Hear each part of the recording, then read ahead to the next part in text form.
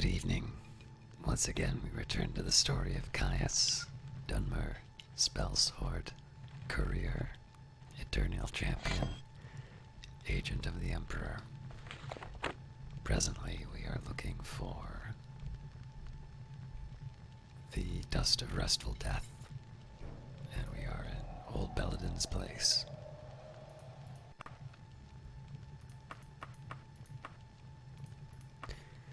Instead of reading anything, we'll just carry on with our task.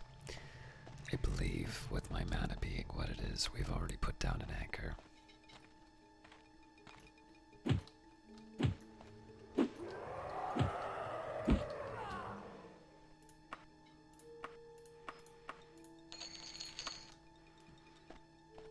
If we get a lot of loot, it might make sense to stop by and drop off some of the weight before we go further.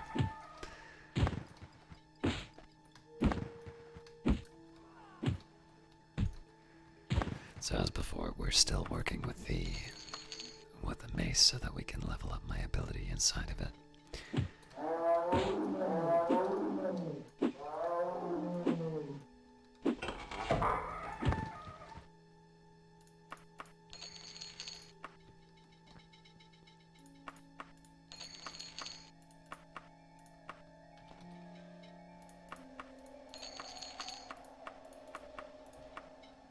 So yeah, this is a perfect example of a case where I'd want to stop by the entrance and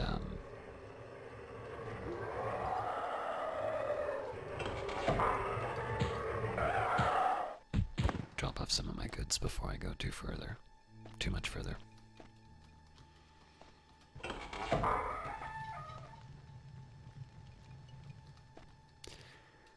I usually wind up closing the doors just to indicate that I haven't really explored that yet.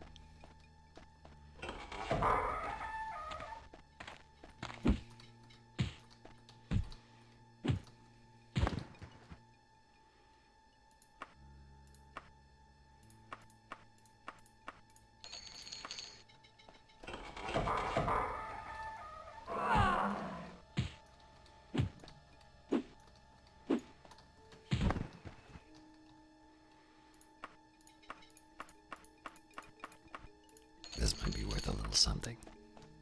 I wouldn't normally take it, but I'm going to be heading back to my wagon so soon.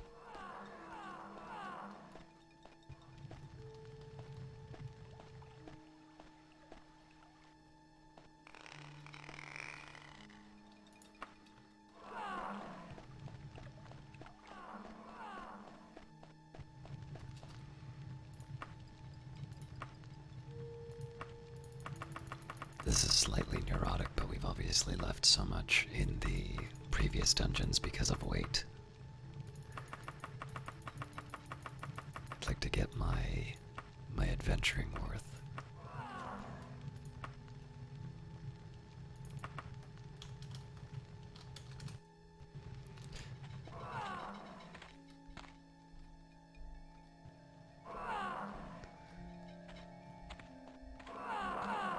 I'm sure there's an argument for going down there, but I won't quite go yet.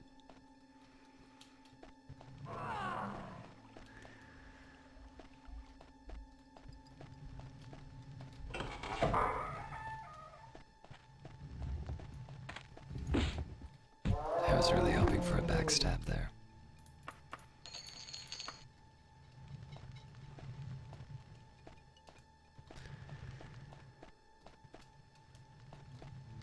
So as long as I don't lose too much in terms of health, I'm not in a rush to get through this one, just so that I can get some money for the trouble. But I do need to be careful because I have a couple of summonings that I can try to do the next time I'm in town. Or at least they're getting close. And obviously if I have a time-sensitive mission, that complicates my priorities.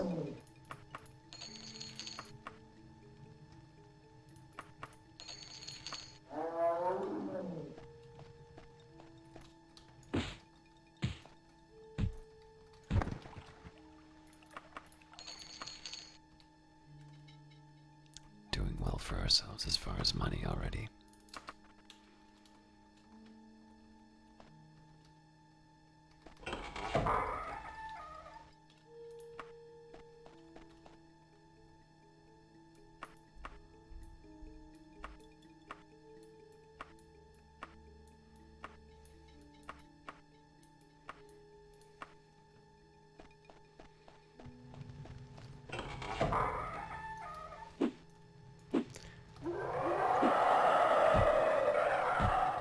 So where I can, I prefer the race just because I can't paralyze you.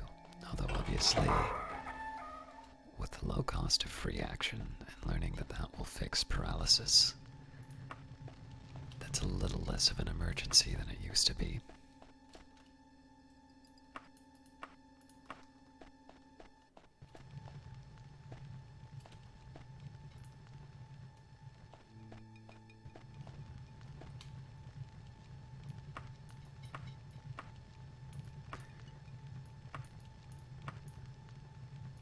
I'm a little curious how I got turned around that way, but fair enough.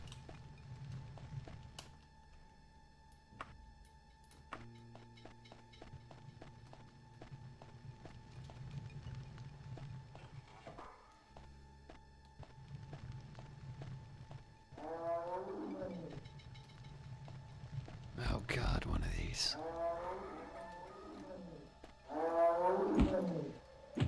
Alright, now that is intriguing.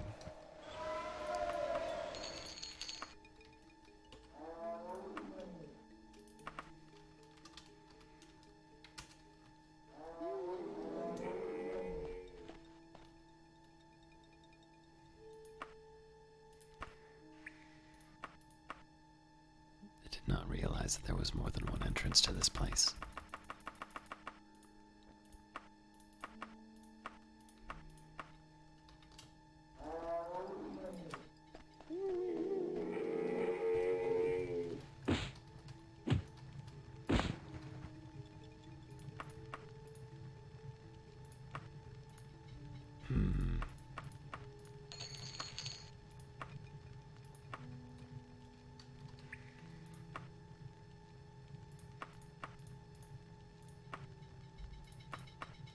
This parchment was used as a wrap for the packet of powder. Some of the message is now illegible. Lady Med...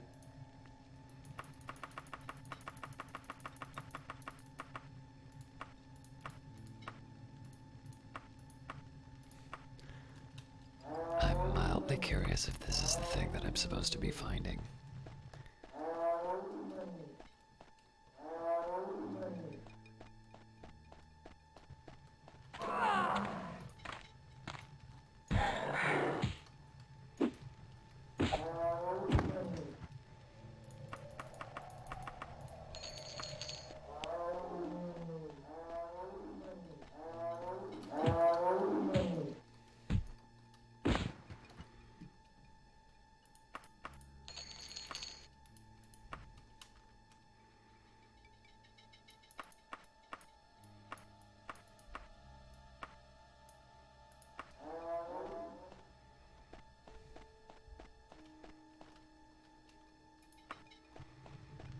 I'm gonna try and stay on the perimeter of this little maze.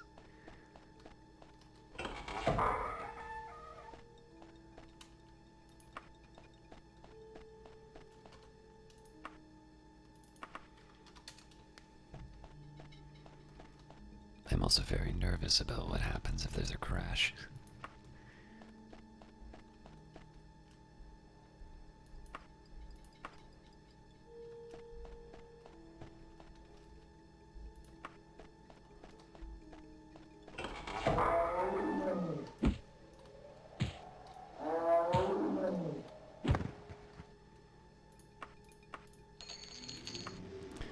I'd normally take the daedric weapon, but it's a little too heavy. And a spot where I'm not sure where I'll get to my wagon next. Every time I pick up an unusual ingredient of some kind, it means another trip to a different merchant.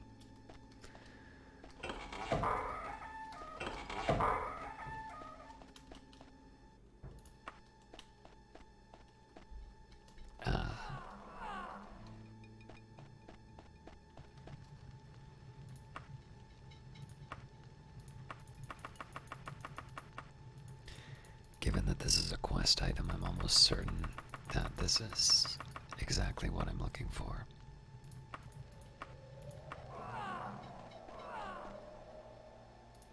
But I would still like my opportunities to clean this place out.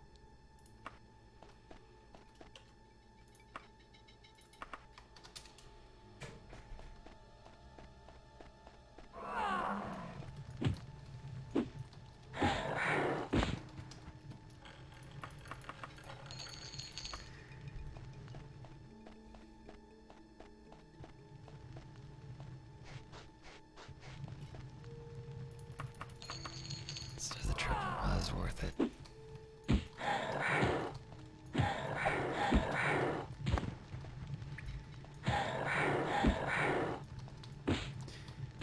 Just wanted to pull them a little further back just so it's easier for me to loot the bodies.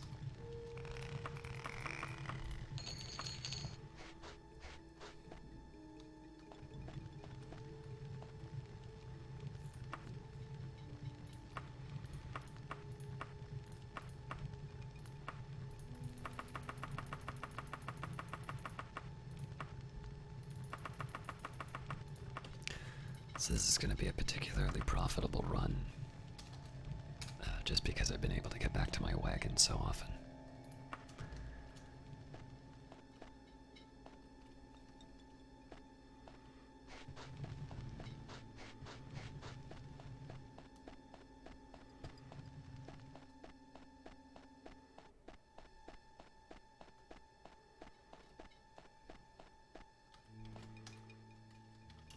Can't remember which one had the daedric. Yes. If I have to give it up, I'll do it later because we seem to constantly be coming back to our exit. I'd actually say I'd probably have enjoyed this a little bit more if more of the dungeons were like this. Again, I'm not really fond of this particular pattern, but other than this, it's been a lot more straightforward than some of the other places we've been.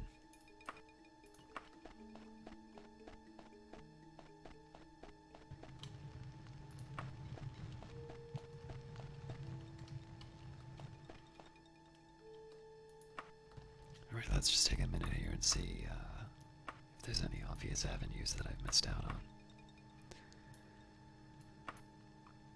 I don't want to do this. Alright, one here.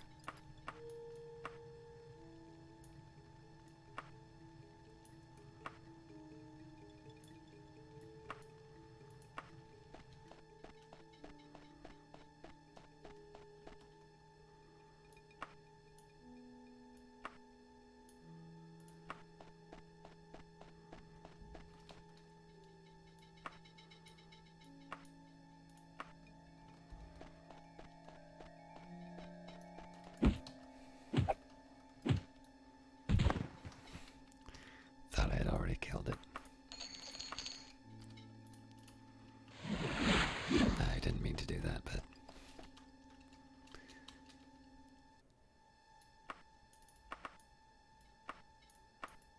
Alright, this seems to be an obvious place to go if I can make it.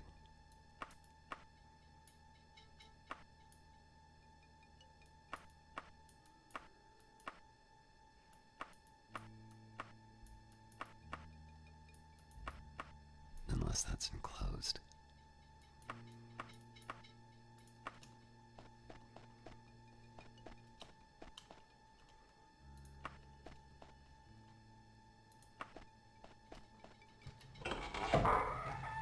Alright, yes. I hadn't checked this out yet.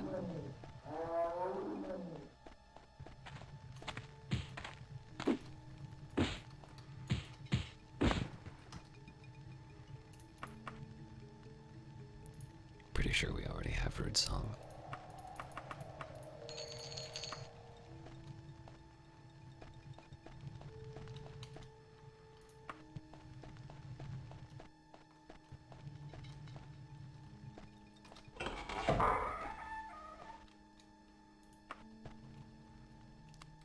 this was worth the trip.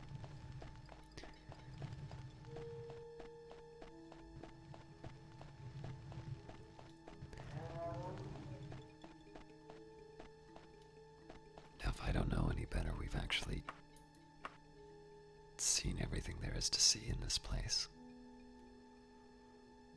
I think I'm going to take a minute just to drop off my gains.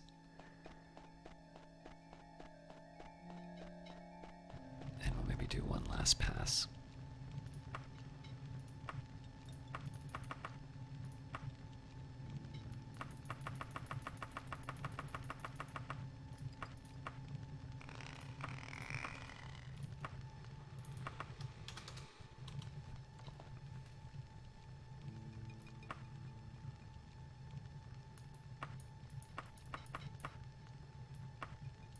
Okay, so there might be something over here.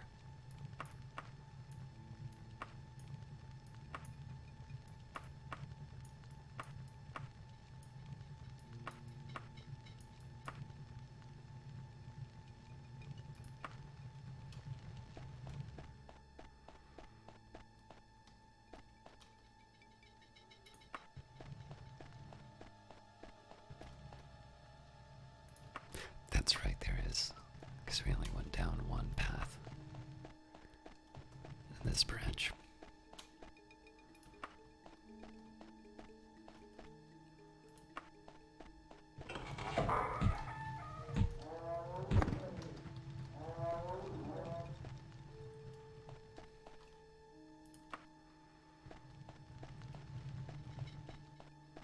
I'll explore what I can on this level first, and then hopefully it's not too complicated to go back to those stairs.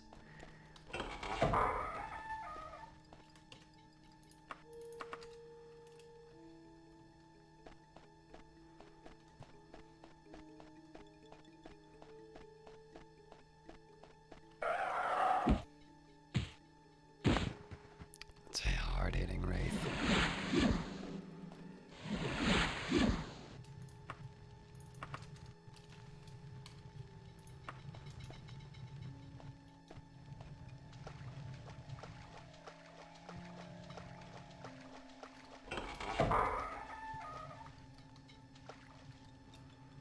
It's so odd to be given chests, but not be able to open them.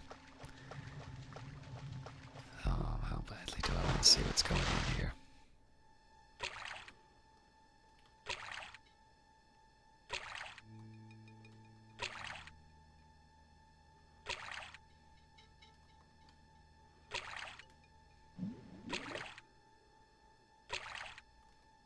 Okay, important question. Do I have a potion of water breathing?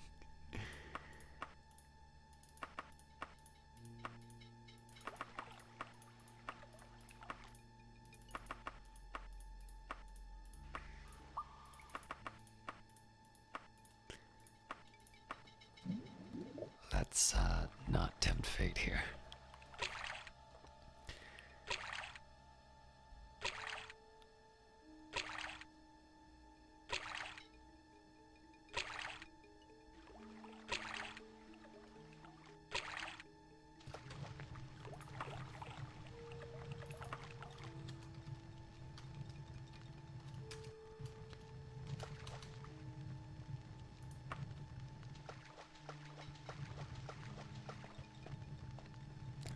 I don't remember what the hotkey was to move a little more rapidly, so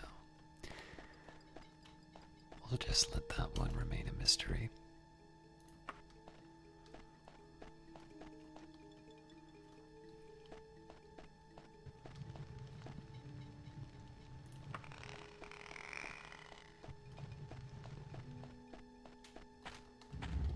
Alright, now I need to figure that out.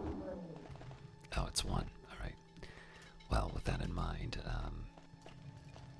I feel a little lame doing this, but I kind of want to see what's going on there, so...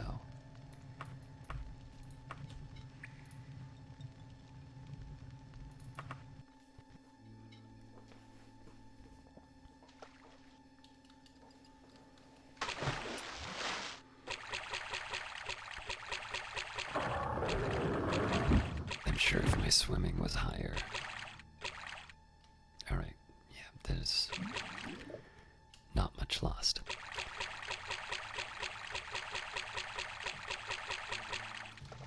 sure if my swimming were higher, then this wouldn't be a problem, but unfortunately, there's no. Well, I guess I can go to a trainer for it. It's just one of these cases where it doesn't make a lot of sense to dedicate extended times of the playthrough to slowly going through water, potentially dying, just to find out that there's something empty.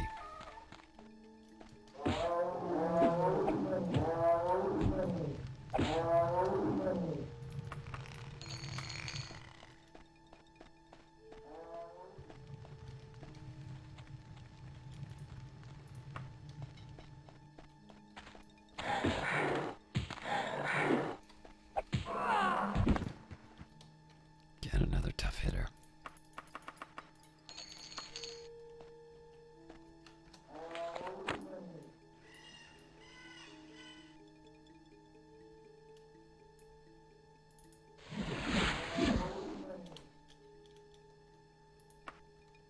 Right, so there's something I missed over to the left. We'll see if we can find that on another pass.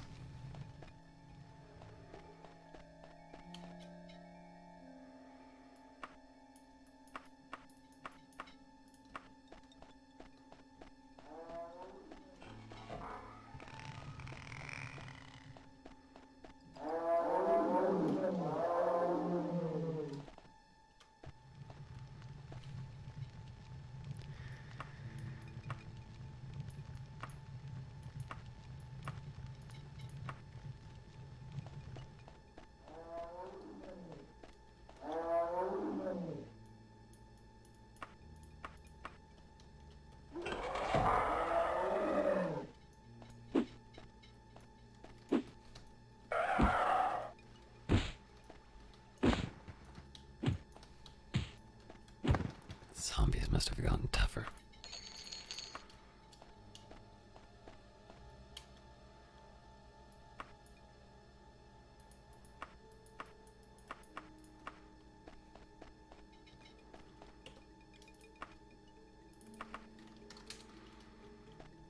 Alright, now I think we are well and truly finished with this place.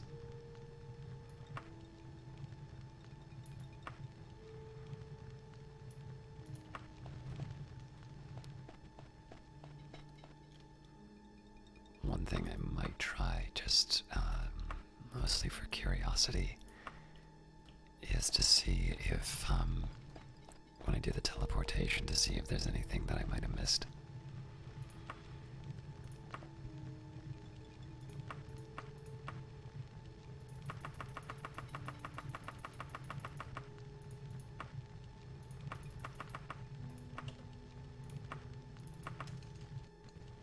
So I'm going to do the safe here just so I can bounce around a bit.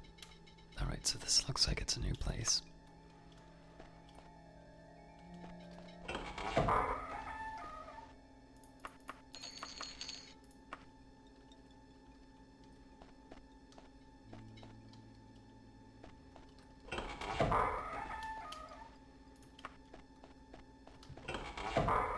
Ah, secret door.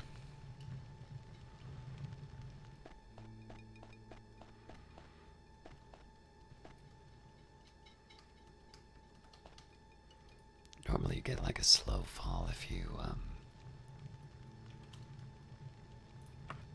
I think that's what it's trying to give me.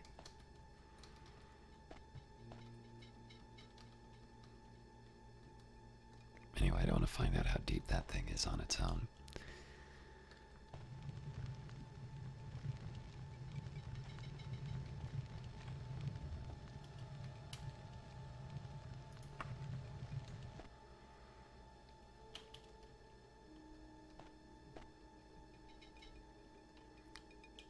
Okay, yeah. So, fun fact. Oh no, this is an open door, so it looks like the... Oh no, it was.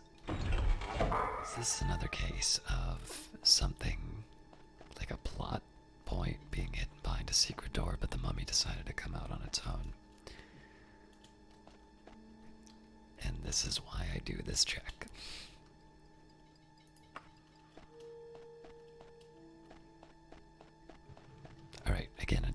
opportunity for me to take the extra loot that I found, but I've already decided I'm not doing a purist run.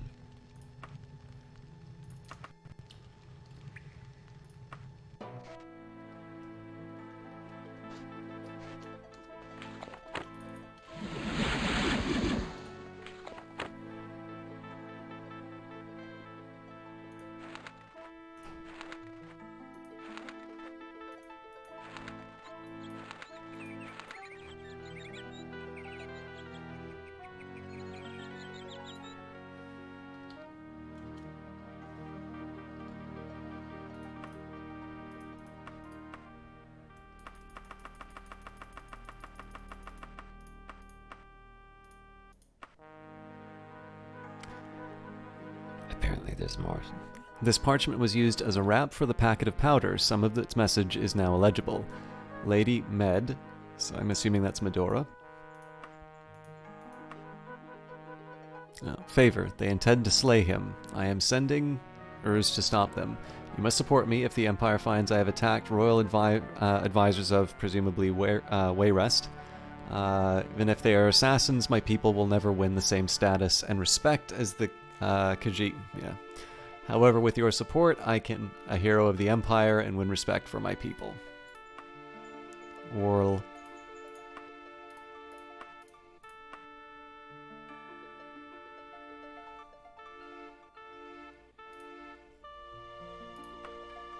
Interesting.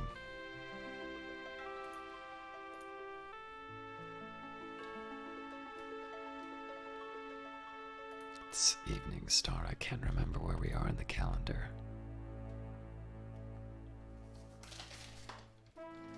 Alright, we still have time.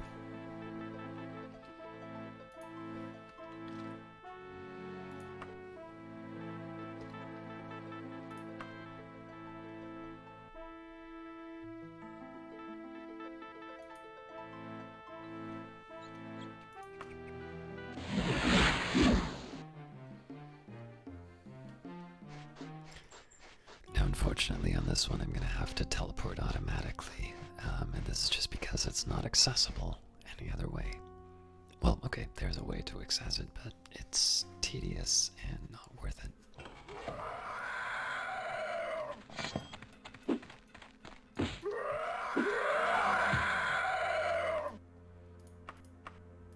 Did I just remove my... Oops.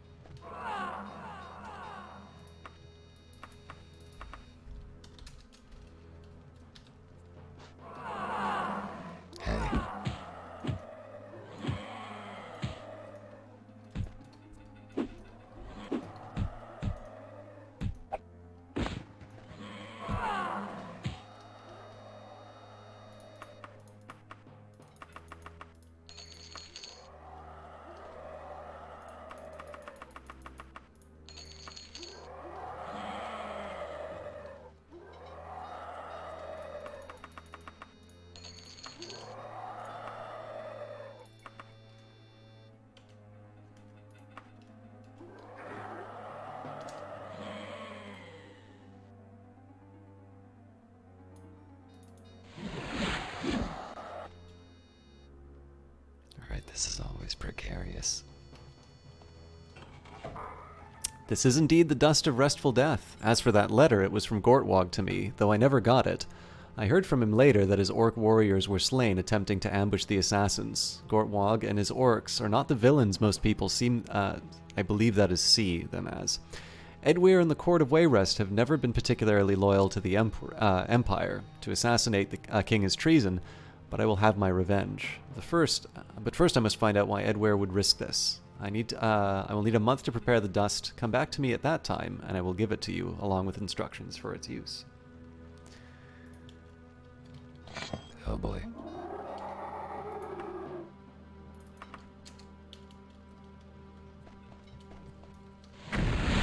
Ha!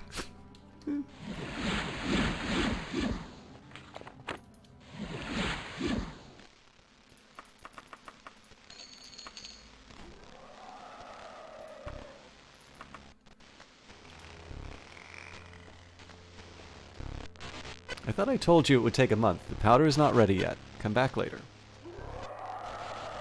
Let's write this down, because I'm sure the game is going to want me to take care of that myself.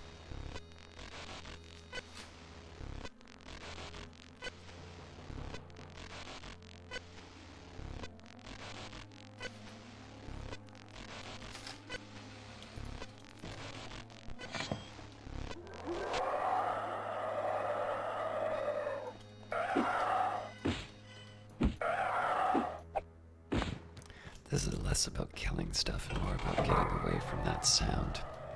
Alright. I don't think I have a way. If I can, it'd be nice if I don't have to, it'd be nice if I don't have to reset to, get to the entrance, but...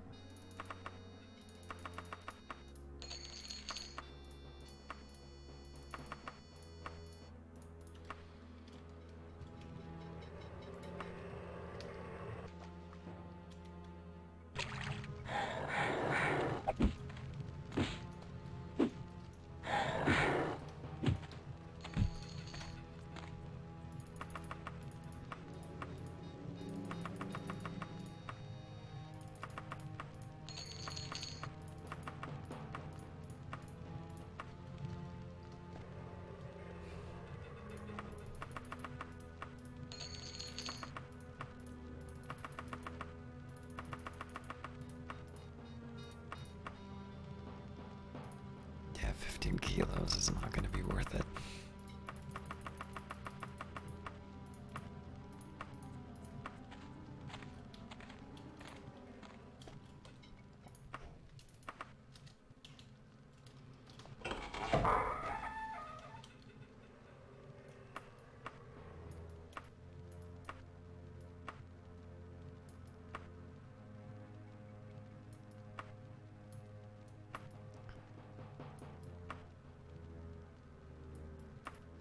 Wish I could remember where the entrance is.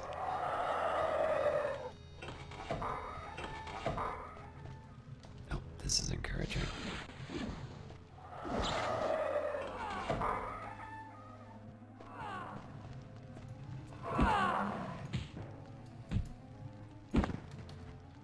Why do I even bother?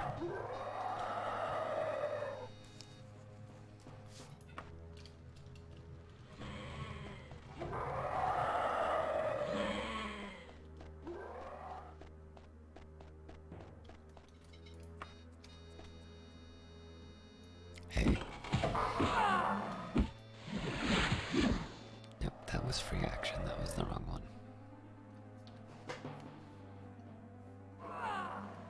Alright.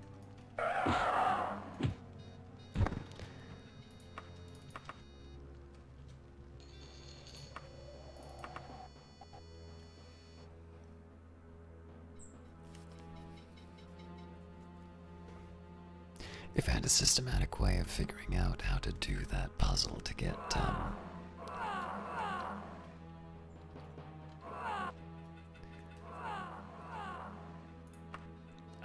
to get to the quest giver, I would, I'd use that, but it seems like just a big effort to not potentially get where I need to go.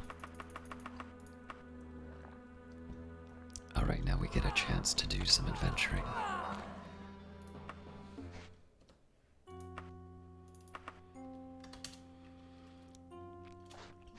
I could continue to investigate the other locations.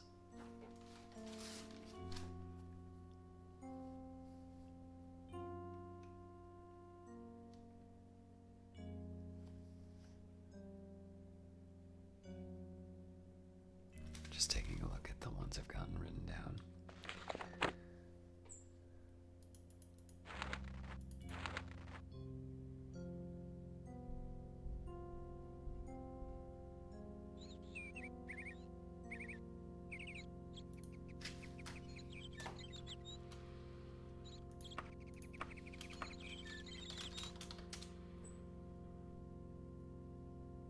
Pretty sure we've already been here, though.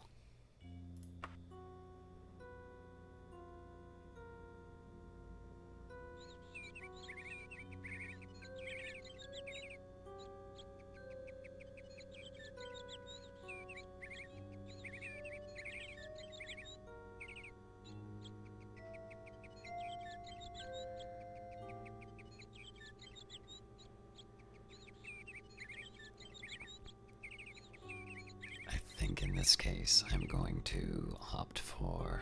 Oh, I did not know there was a zoom. That's very helpful. I think in this case we're just going to go back to Daggerfall.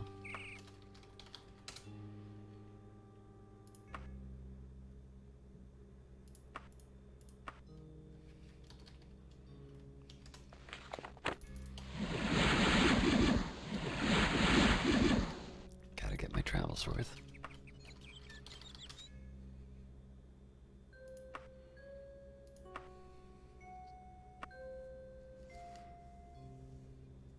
Of course, we can turn around and head back to get the quest item now.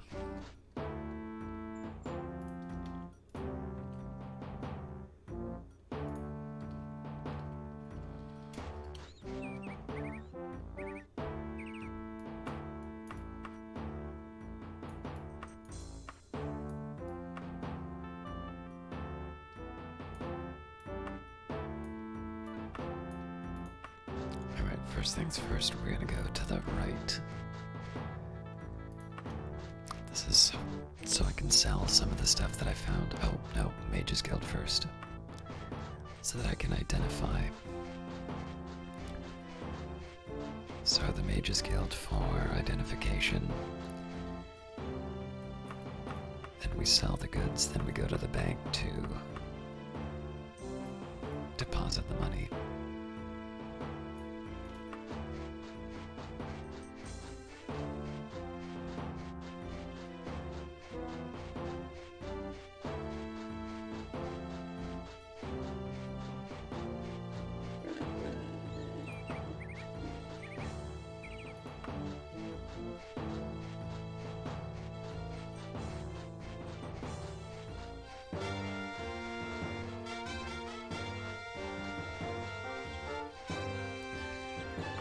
Of course, it may also be a point where I want to investigate the potential murder as well.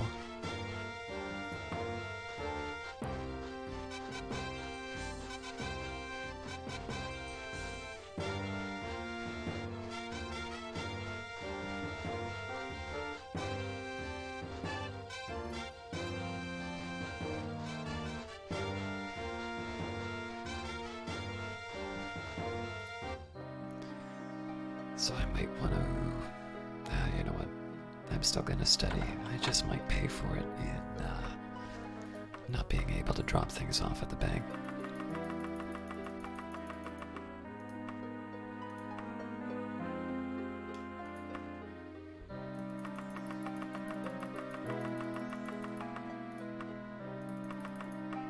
Alright, before I do that, I might have messed up. Oh no, I'm fine.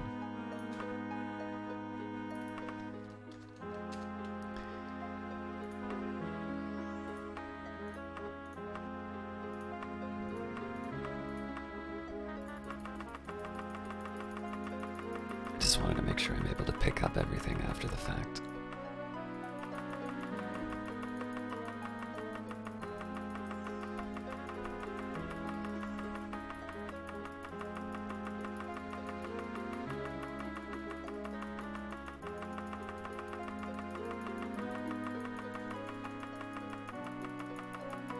Maybe I should have sold all the goods before I did this. This is going to be tedious.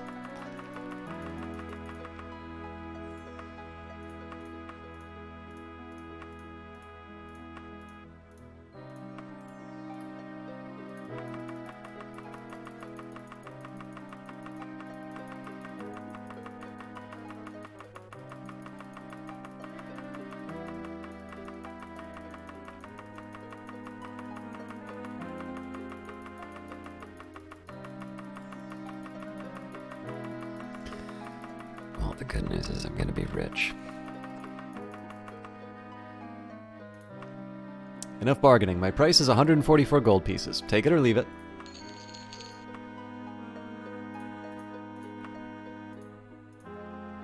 Cool, but not really enough for me to bend over backwards to keep it.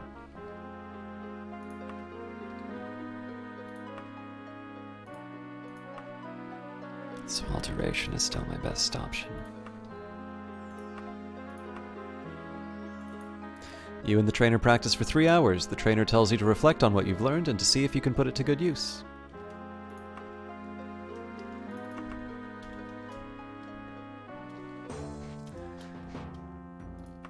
Alright, again, first things first, I want to try and clear out as much as my inventory before I visit the bank. I'm even willing to wait an extra day in Daggerfall just to get this done properly. But we will not stay at an inn that has the name Dirty in the title. We've made it this far.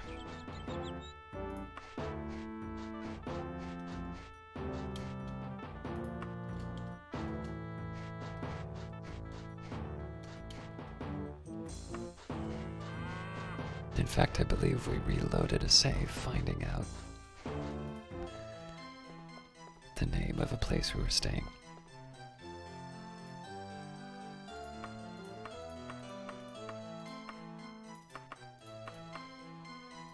I want to keep this. I can give you 61,058 gold pieces. If someone else is offering more, I'd advise you go with him. 61,058 gold is all that it's worth to me. I did this wrong.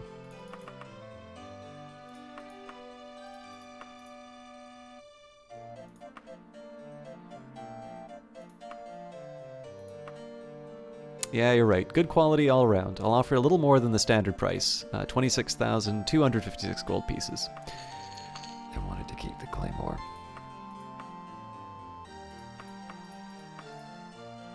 Even though I have the daikatana.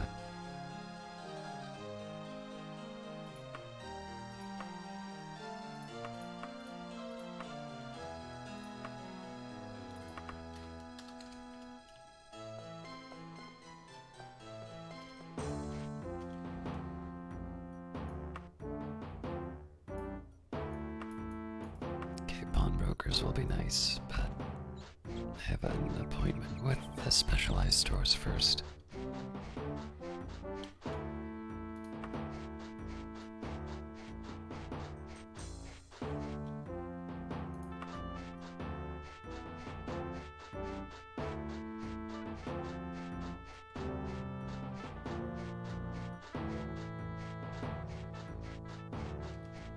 Shop is better appointed than many. Its wares lie neatly on the shelves. Although not fit for a king, all are skillfully crafted.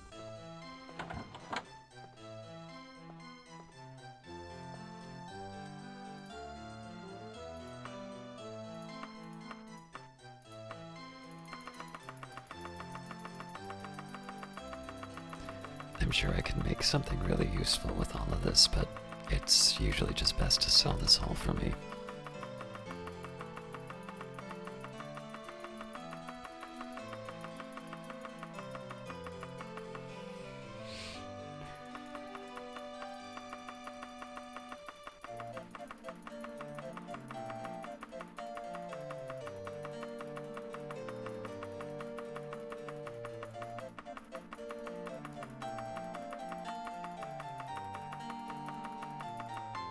Just gonna change hands on this for a bit.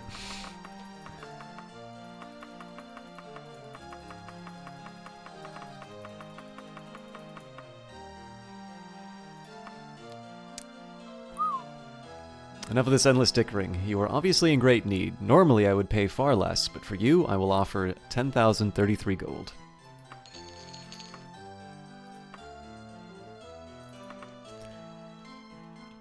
And now you see why I'm such a pain about picking up everything.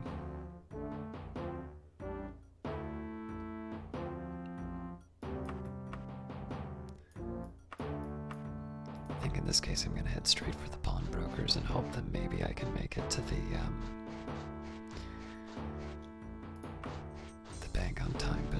bank's gonna be closed.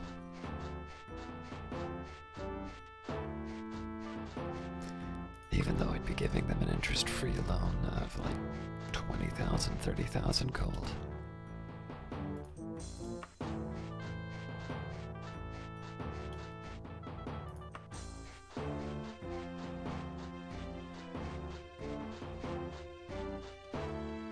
Incense and soft music soothe your nerves as you cross the threshold. Each item in this shop is carefully mounted and displayed. Not the slightest defect can be detected on any item within.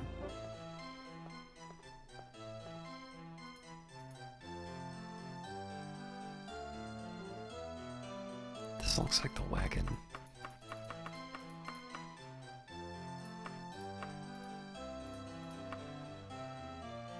Oh wait, no, I've already got.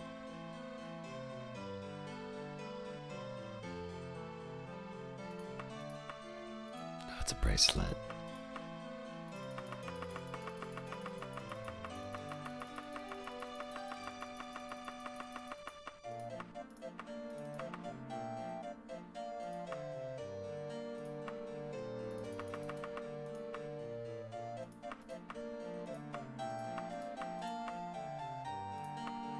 Not bad, not bad. I'd give most people less, but for you, 6,064 gold. That's my absolute best offer. Somebody's gonna go to the pawn shop and find daedric. Daedric pants.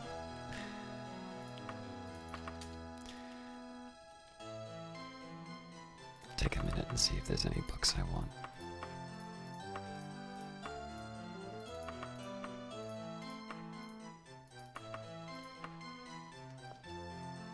I know there was a bookstore in the north, but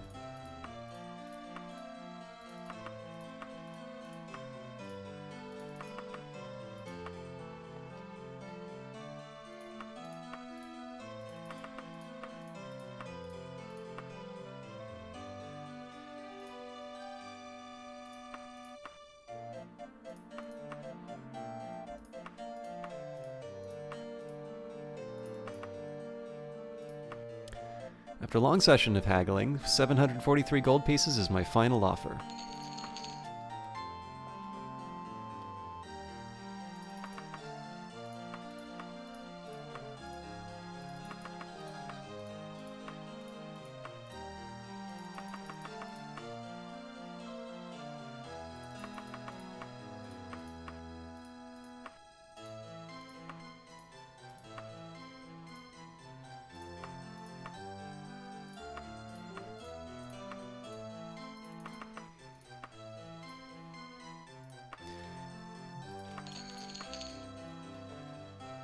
let's get these out of the way right now. The origin of the Mages Guild. The idea of a collection of mages, sorcerers, and assorted mystics pooling their resources and talents for the purpose of research and public charity was a revolutionary concept in the early years of the Second Era. The closest organization to what we today know as the Mages Guild was the Psychic Order of the Isle of Ateum. Magic was something to be learned by individuals, or, at most, in intimate covens. Mages were, if not actual hermits, usually quite solitary. The Psychic Order served the rulers of Somerset Isle as counselors, and chose its members by a complex ritualized method not understood by the common people. Its purposes and goals were likewise unpublished, and its detractors attributed the worst evil as the source of its power. The religion of the Old Order could be described as ancestor worship, an increasingly unfashionable philosophy in the Second Era. When Manus Galerian, a psychic of Artaeum and a student of the famed Lachesis, began collecting mages from around Somerset Isle, he attracted the animosity of all. He was operating out of Firsthold, and there was a common, and not entirely unsensible attitude in unpopulated areas. Attitude that magical experiments should only be conducted in unpopulated areas. Even more shocking, Galerian proposed to make magical items, potions, and even spells available to any member of the general public who could pay. No longer was magic to be limited either to the aristocracy or the intelligentsia. Galerian was brought before Lachesis and the king of Firsthold, Rylus XII, and made to state the intentions of the guild that he was forming. The fact that Galerian's speech to Rylus and Lachesis, or maybe it's Ichesis, was not recorded for posterity is a tragedy, though it does allow the opportunity for historians to amuse one another with lies and persuasions Galerian might have used to found the ubiquitous organization. The charter was approved. Almost immediately after the guild was formed, the question of security had to be answered. The Isle of Artaeum did not have to have a force of arms to shield it from when invaders interested in stealing its treasures. When the Psychic Order does not wish someone to land on the island and all on it become insubstantial. The new Mages Guild had to hire guards. Galerian soon discovered what nobles have known for thousands of years. Money alone does not buy loyalty. The Knightly Order of the Lamp was formed the following year. Like a tree from an acorn, the Mages Guild grew branches all over Somerset Isle and then to the mainland of Tamriel. There are many records of superstitious or sensibly fearful rulers forbidding the guild in their kingdom, but their heirs and their heirs' heirs recognized the wisdom of allowing the guild to practice. The Mages Guild was a powerful force in Tamriel, a dangerous foe and if a somewhat disinterested ally. There have only been a few rare incidents of the Mages Guild actually becoming involved in local political struggles. On these occasions, the guild's participation has been the ultimate decider in the conflict. By tradition, begun by Vanus Galerian, the Mages Guild as a singular institution is presided over by a council of 6 archmagisters. Each guild location is run by a guild magister, assisted by a council of 2, the master of the Incunubula and the master at arms. The master of the Incunubula presides over a council of an additional 2 mages, the master of academia and the master of the scry. The master at arms also has a council of 2, the master of initiates and the Platinus, the leader of the Order of the Lamp. One need not be a member of the Mages Guild to know that this carefully constructed order is often nothing more than an illusion. As Vanus Galerian himself said bitterly, leaving Tamriel to travel to other lands, the guild has become nothing more than an intricate morass of political infighting. I actually rather like that one. I'm glad I bought it.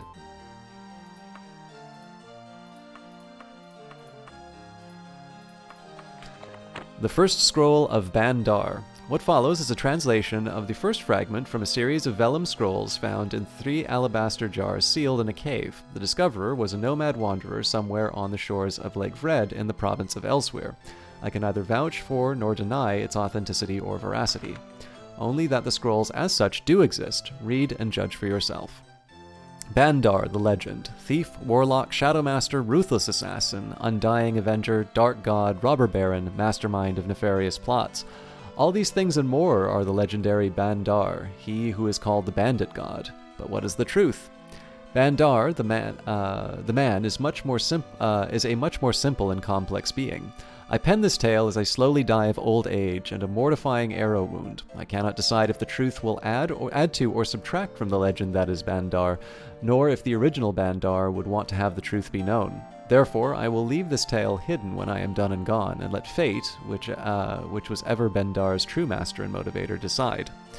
I was a child of 12 seasons when I first met Bandar, orphan of a slaver raid during one of the many interprovincial border wars. Living by my quick wits, nimble fingers, and the grace of Lady Luck in the back alleys and byways of my birth city, I had just liberated a loaf of bread and a few small apples from a local street vendor in the bazaar on the edge of the city near the tumbled outer wall, and had withdrawn down an ill-lit alley to feast on my bounty when I was beset by an older band of my ilk. The older and lazier variety, which were wont to engage in the easier and less dangerous art of stealing from the stealers. There were 5 of the bully boys who had decided that they were more deserving of my booty than I, and they were beating me half to death with staves in between bites and laughter at the time. Lying on the ground, curled up into as tight of a ball as I could imagine, trying to protect my head and groin, I heard a quiet voice asked if they were not more suited to go down to the wharf and take food from your brother rats, or would you care to try your tricks on game a bit more size and number. Since my companions had become otherwise engaged with the newcomer, and had for the nonce ceased thumping, kicking, and cuffing me, I looked up to see a dark shadow of boots, cloak, and chainmail hood leaning against the wall at the end of the alleyway.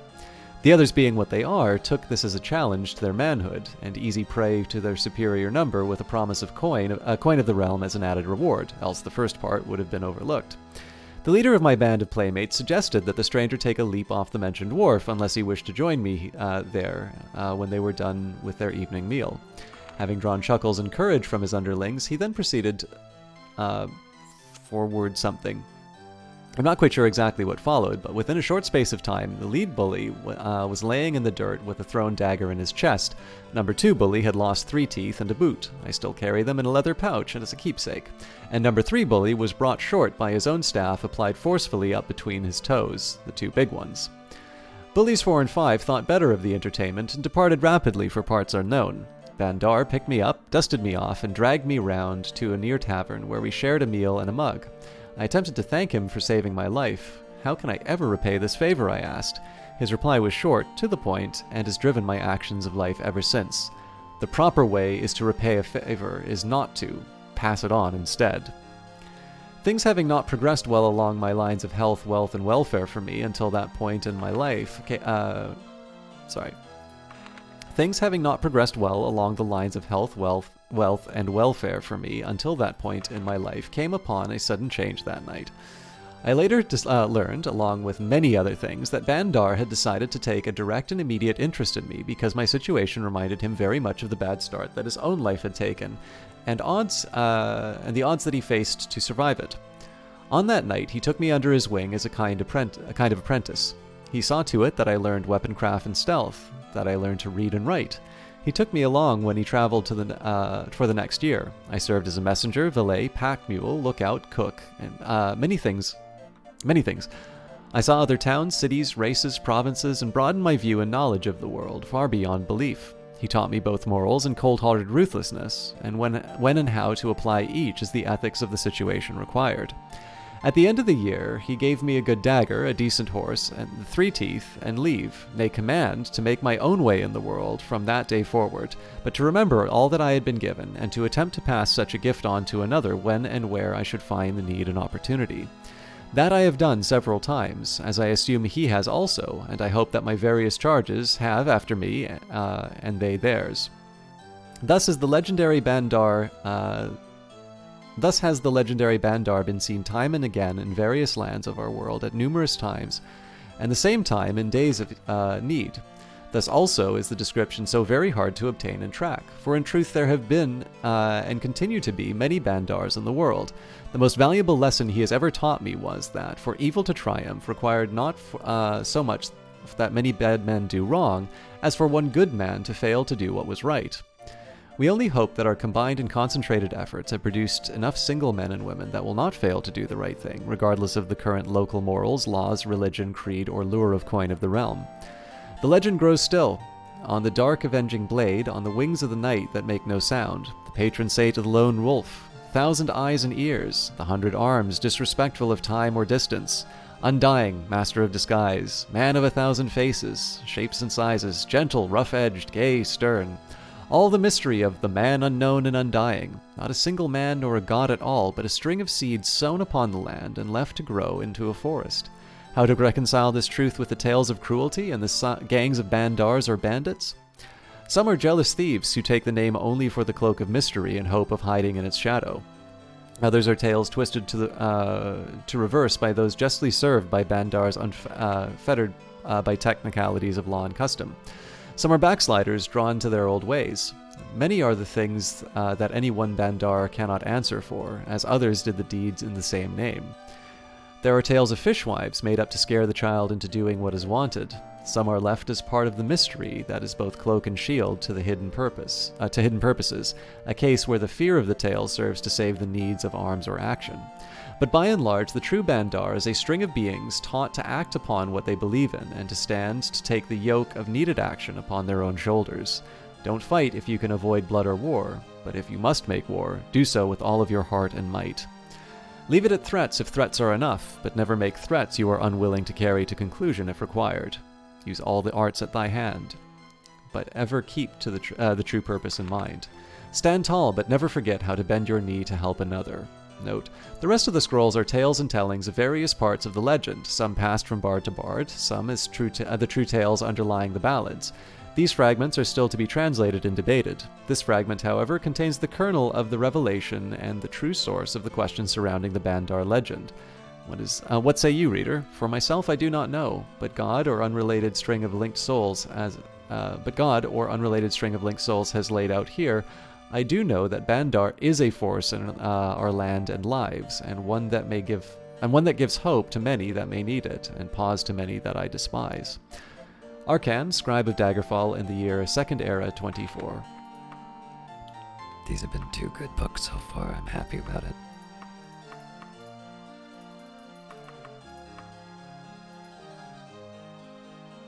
I think I already have a copy of this. I should have sold it.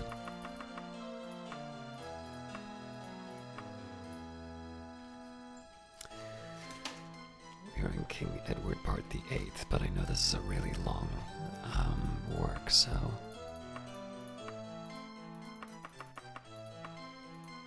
And we need to find the 9th.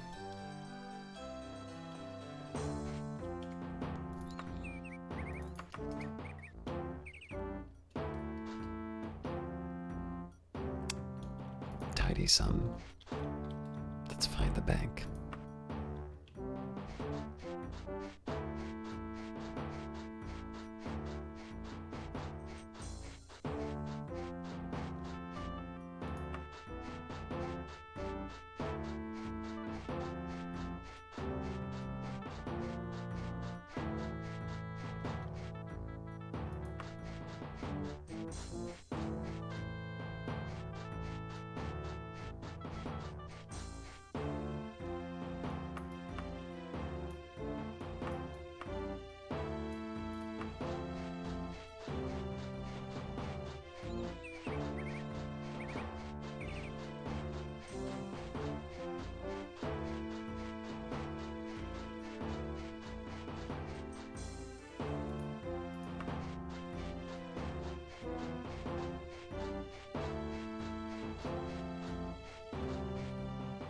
Banker's hours.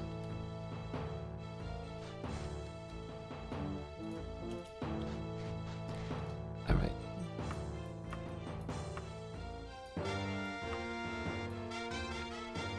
We'll stop by the King's Books while we're there, and then we'll have a night in the pub.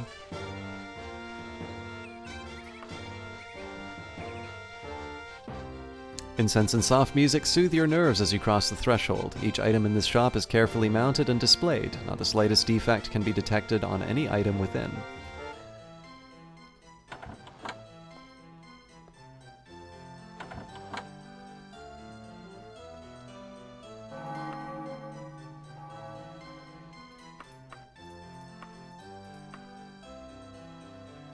The 12th, Jesus.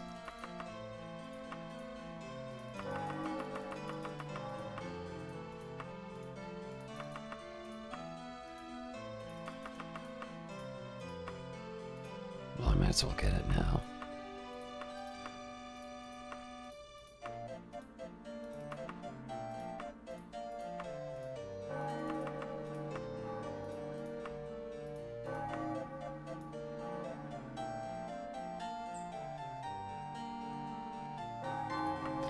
Enough bargaining, my price is 383 gold pieces. Take it or leave it.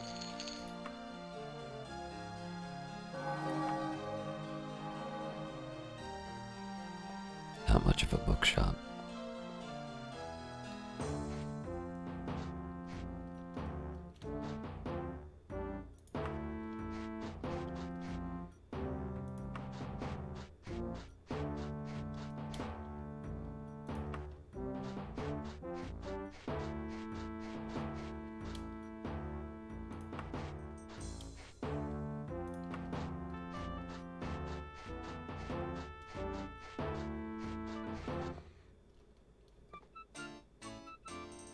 I'm happy to see you, Kais. Happy to see you too.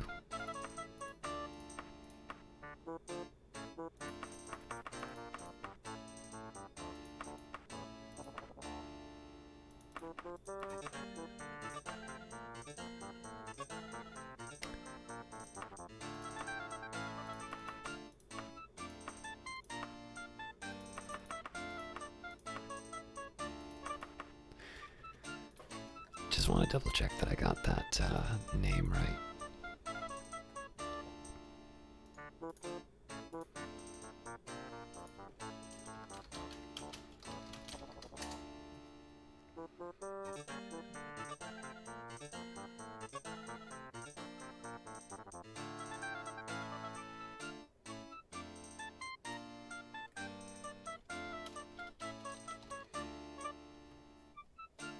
Knightly Order of the Lamp. Which I don't think is in the area.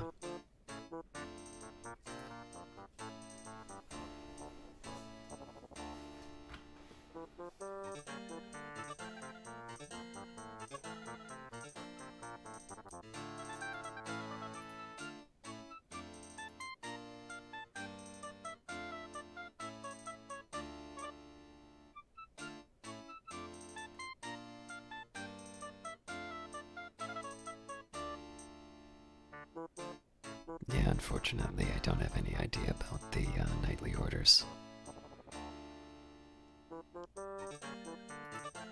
At least in terms of how they relate to the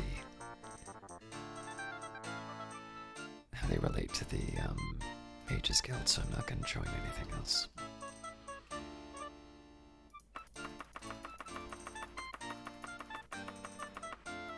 Any nudes? Ghosts are haunting the streets of Daggerfall. Well, then I'll stay indoors.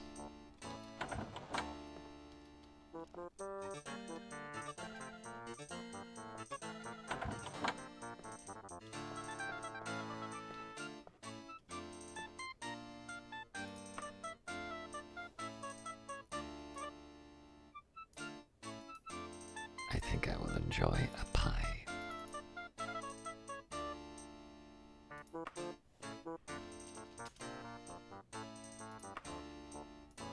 Alright, so.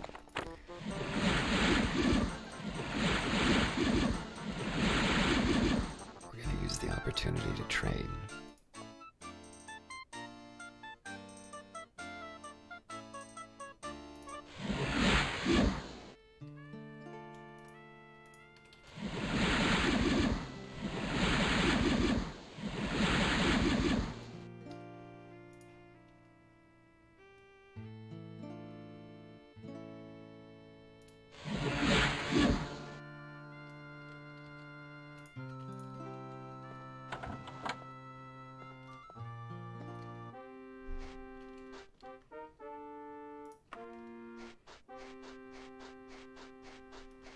I'm also going to take the chance to stop by the Mages Guild again for some training.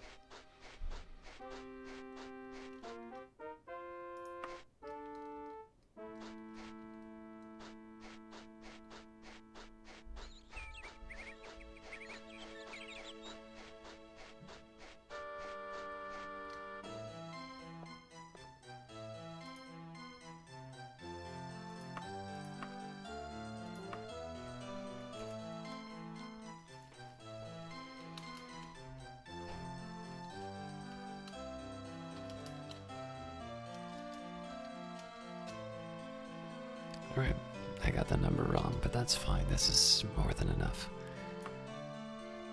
How much do I have? Yeah, I think I'll manage.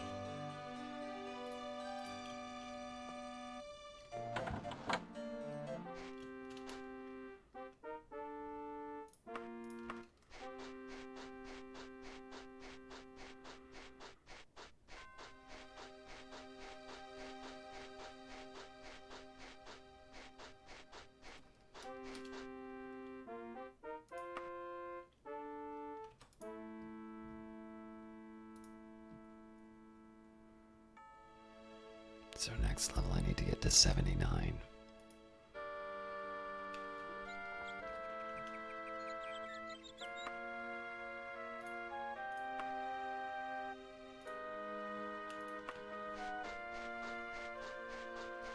Practice makes perfect, I suppose.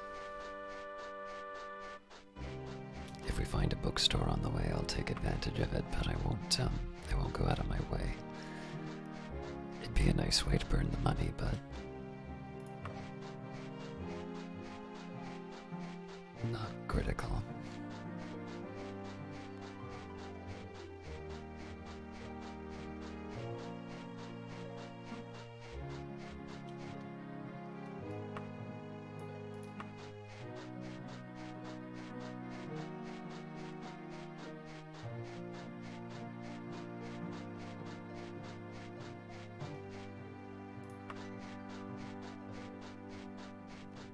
always know the dirty goat means I've gone too far.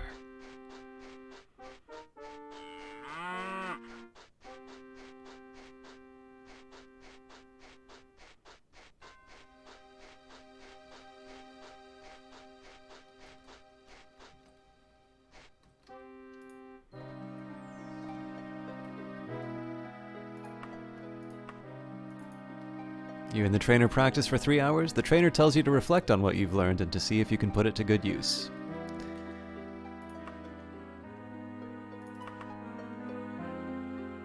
I did that wrong.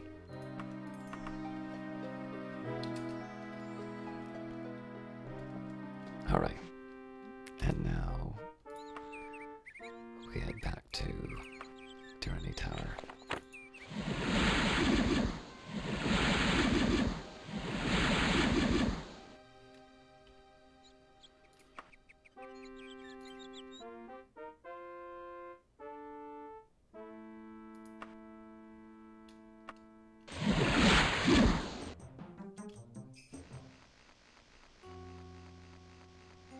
And regrettably, I am going to have to teleport back, but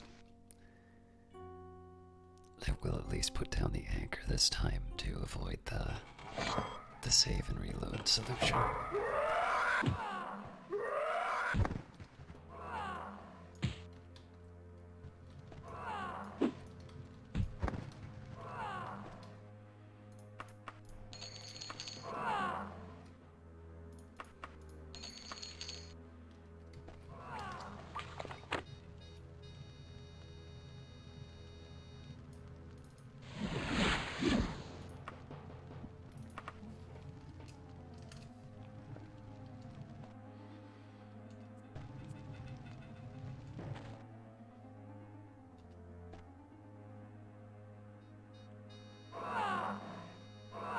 Cool.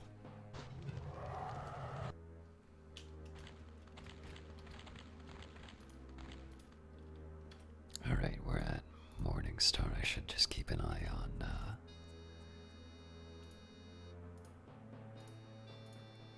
what month we're in. Okay, we still have a little bit of time. The powder is ready. All you need to do is sprinkle it on his true corpse. I must warn you, it will not put his shade to rest, but it will soothe it sufficiently to allow you a chance to speak with him. The final exorcism for Lysandus is for Lysandus to choose. I do not know where he was buried. I do know that it is not on the field of Craigain where they erected that monument to him. If you do speak to him, could you tell him that I still love him? Death will not be a barrier to us for long. Cool.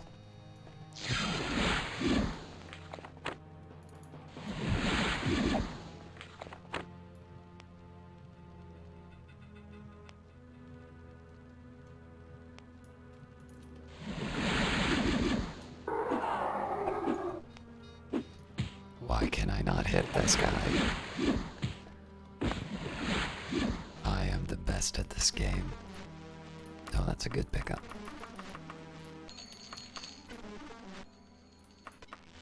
A freshly drawn map indicates the long-lost location of the ruins of old Isvira's hovel, which you quickly write down.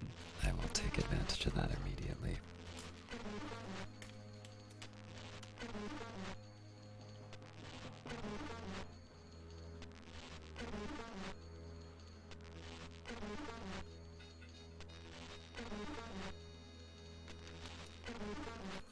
Sorry for the sound.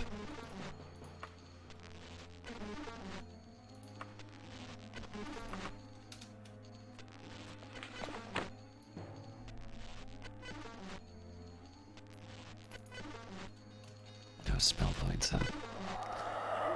Well, let's clean out the area.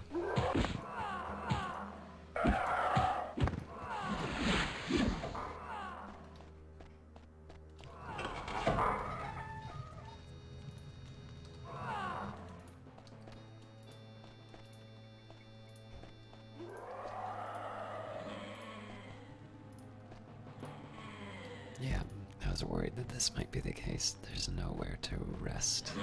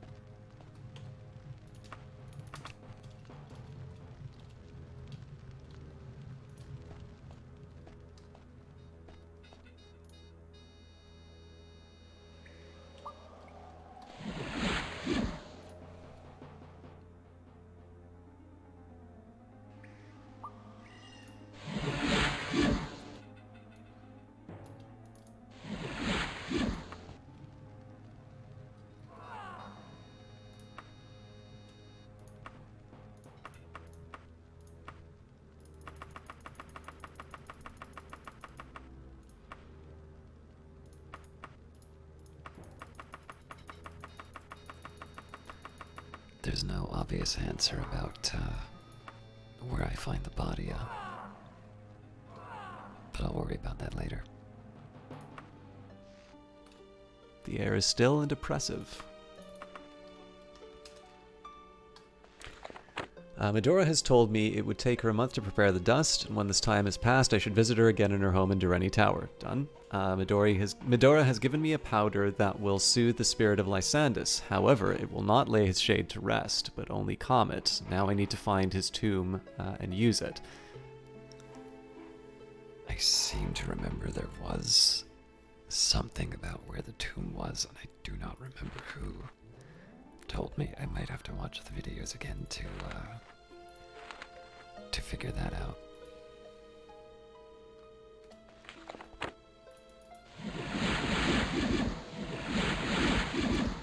Now, because we have some spare time, I am going to take a look at that hovel.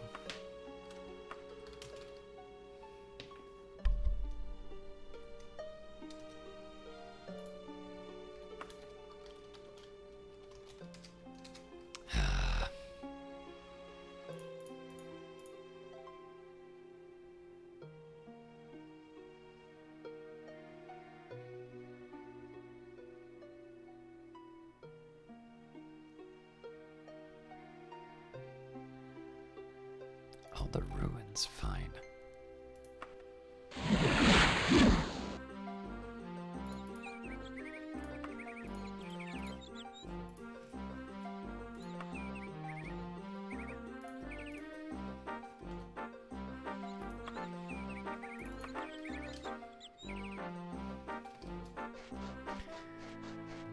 Now again, the point here is just to try and loot. I don't have any major goals other than wealth creation.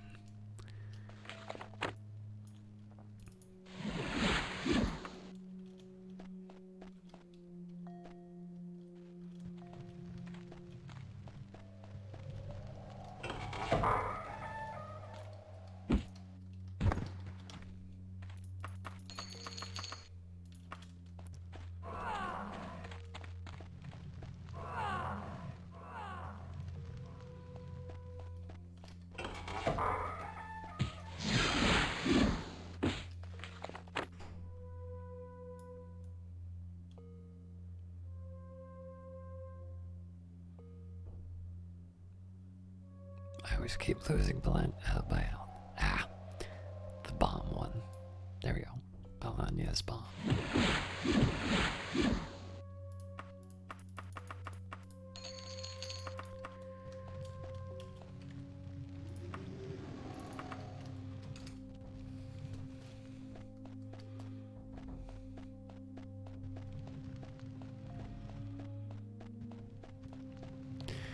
One rather sad fact that I've realized between broadcasts is I was under the impression that our next potential summoning day was First Seed, and there was actually one that I could have used,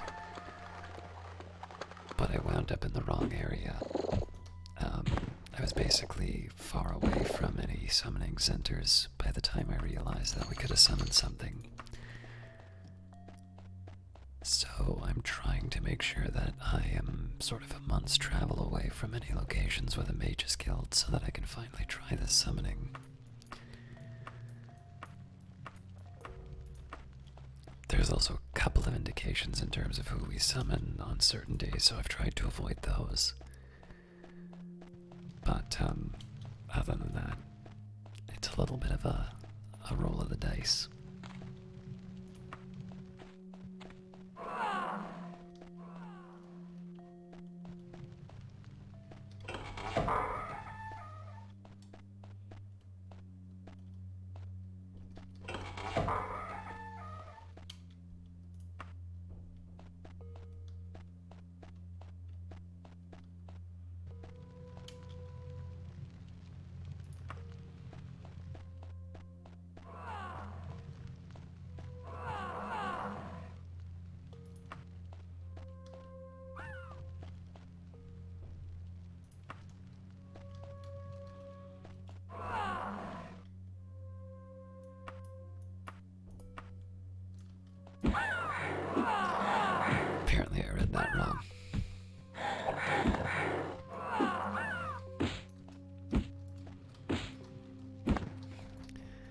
do rather like that image of just waving the morning star around in front of the vampires. Stay away.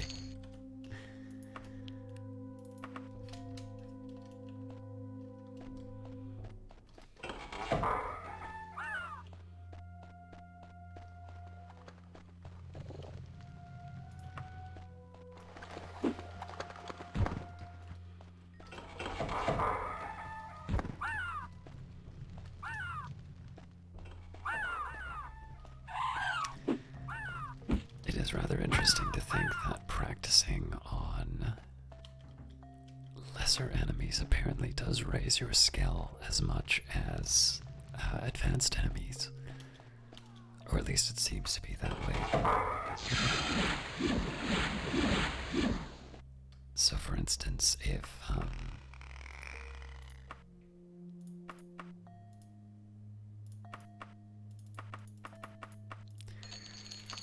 I were to fight some daedric prince, and I were to fight a spider, presumably my weapon skill would go up at the same rate. Though clearly one is a greater challenge than another. A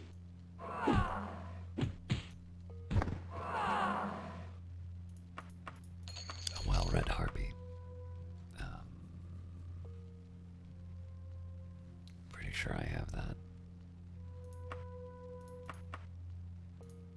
Yeah, apparently everybody's got a copy of this one.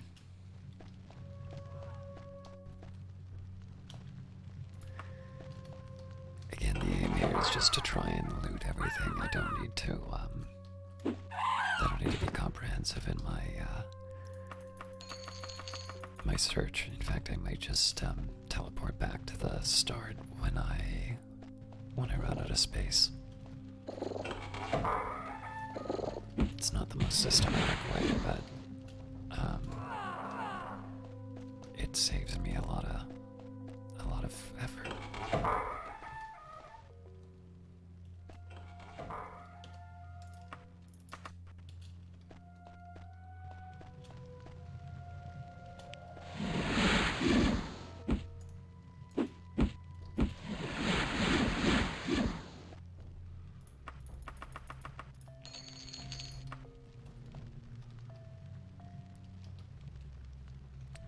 So, we've already done well for ourselves on this trip, not including the items we've liberated.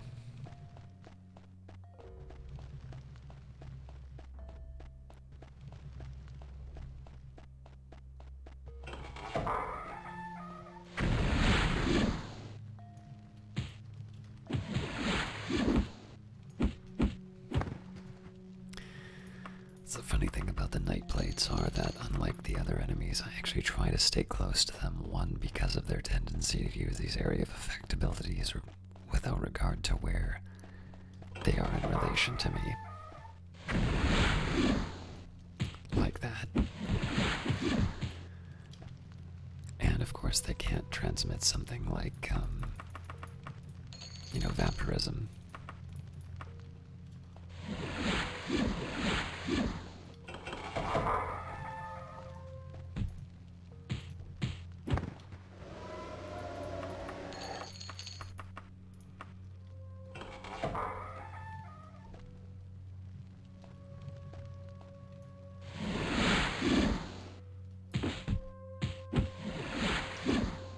I'm poisoned.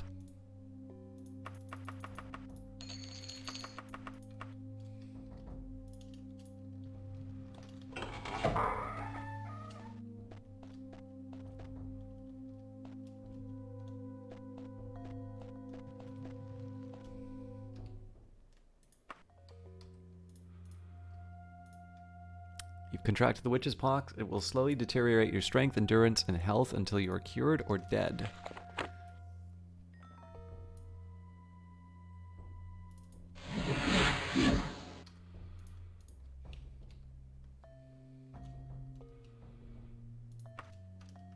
I will just take a quick minute here to do the other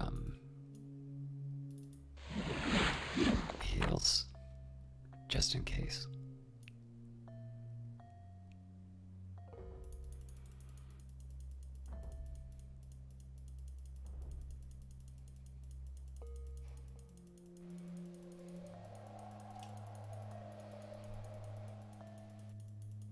thought I bought them all at the same time, so it's a little funny that maybe I didn't buy them all.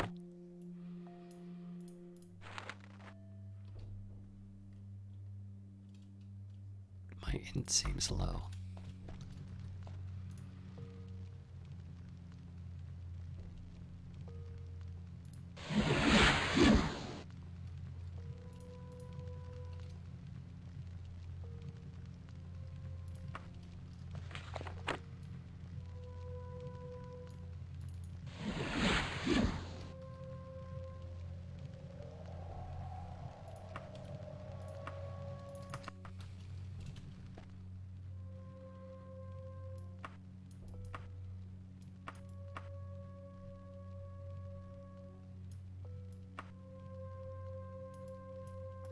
Question is, are any of the places I haven't been yet worth walking to?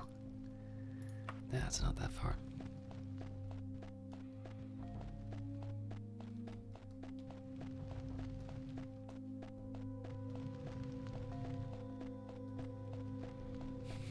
That was not worth the trip.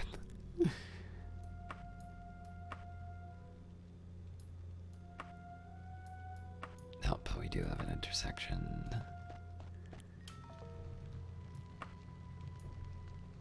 Not here.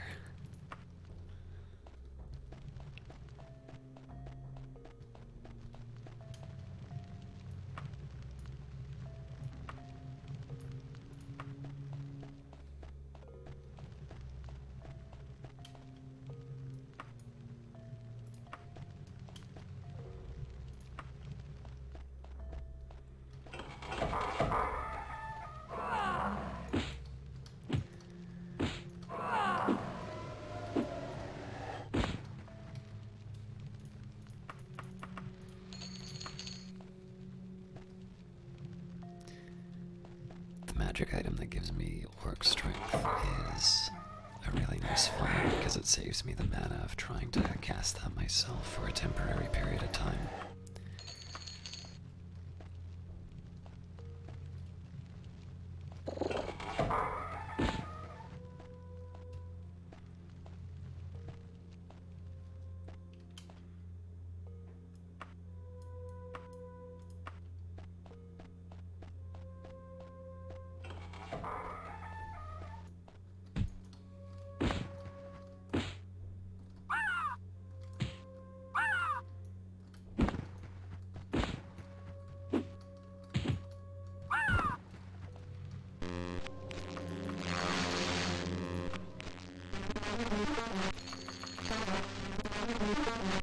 Not my favorite sound in the world.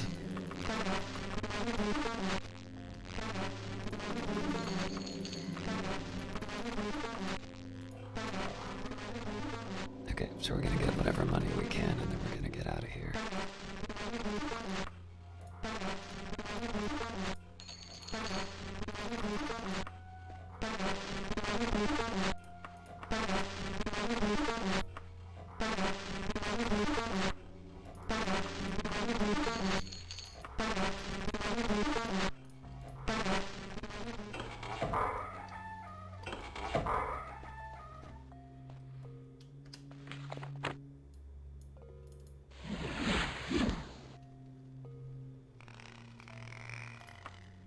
Alright, and as usual, we just drop off what we can. If there's something I haven't explored yet where I can potentially get some more items, I'll maybe follow that. Otherwise, we can head back to Daggerfall.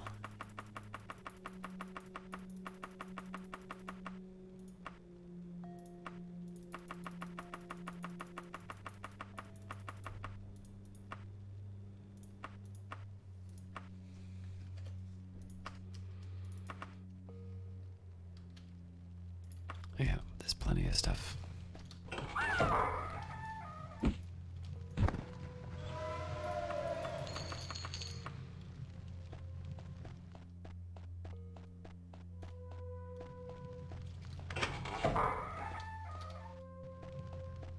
So again, I'm not in a rush to get anywhere right now because I still have about a month before I need to do what I want to do. This gets me money, which is always welcome. Oh, damn it. I didn't have my heal up.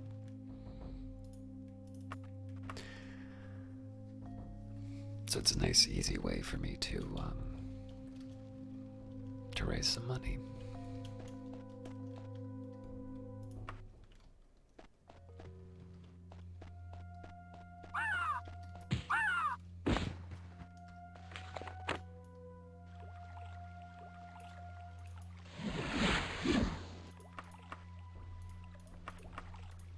We've already read jokes, so I'm not going to take that, even if it's worth something.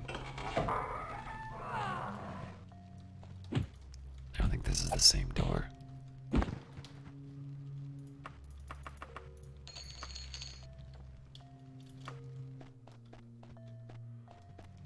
Doesn't matter though, I'm happy to explore what I can find.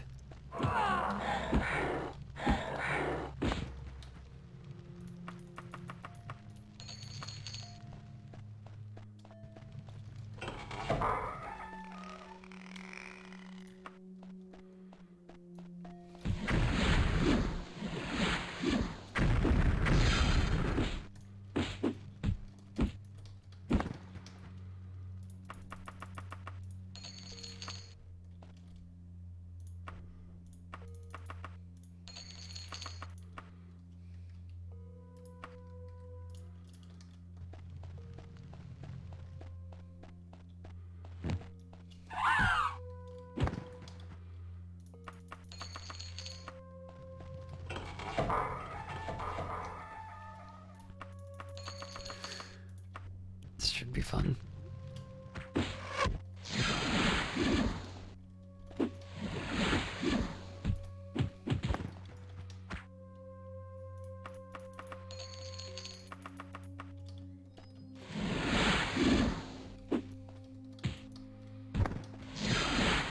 I hope I'm not dead.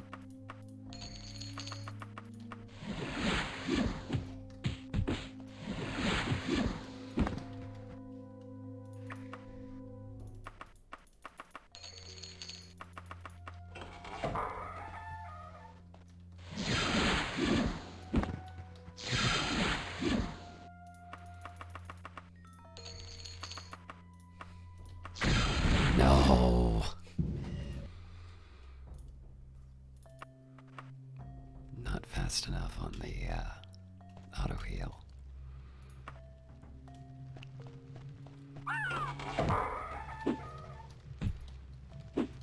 That would have been a better place for me to go though, because there was a lot of treasure there.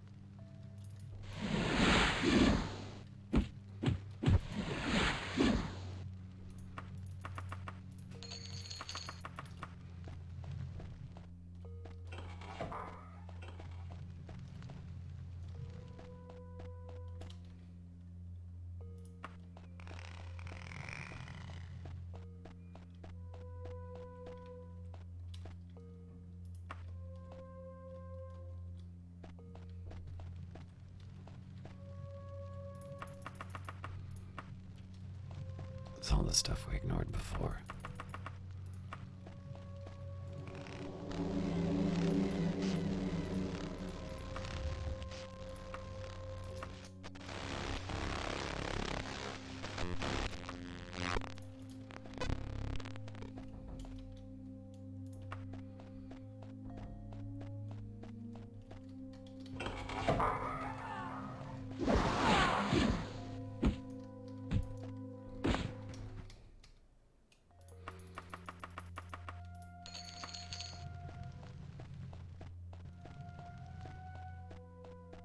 So it's doubtful we'll be able to make it back to the,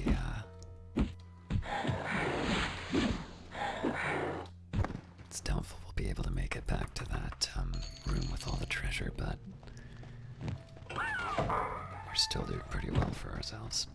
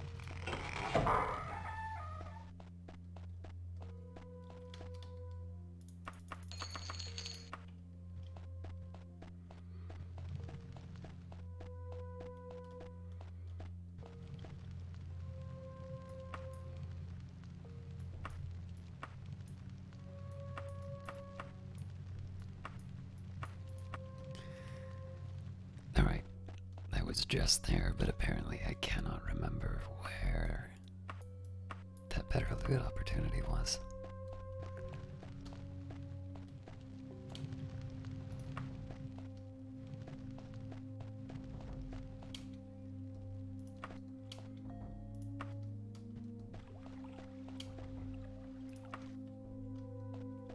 No.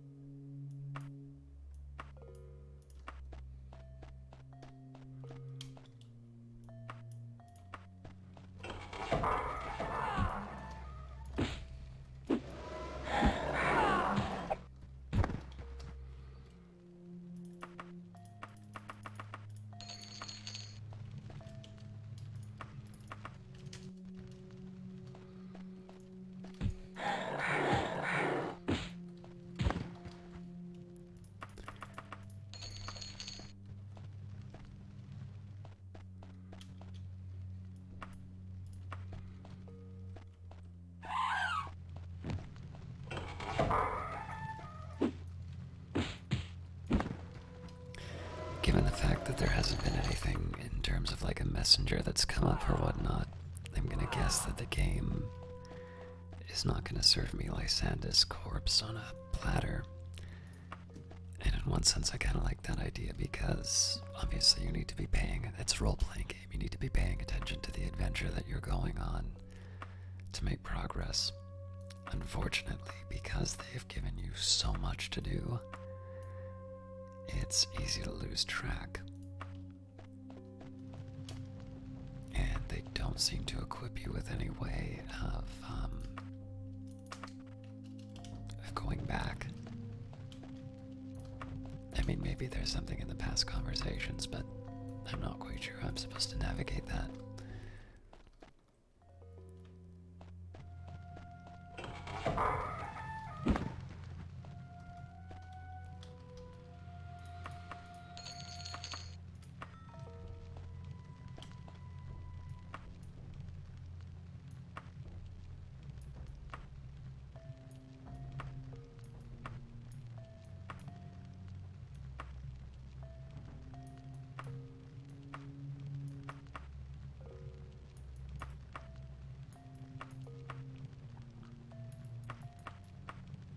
Alright, I am just as content to get back to the entrance as I am to try and find that room again.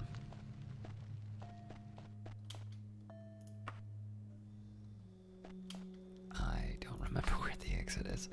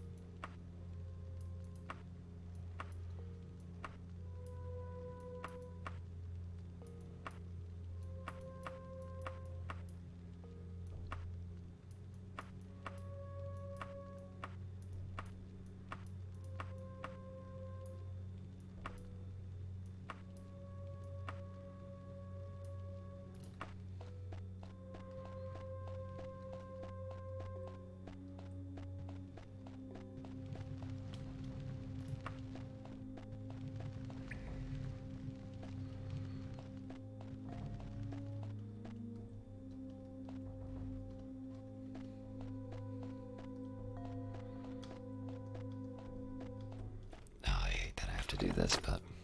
Oh, not enough spell points. Alright, well...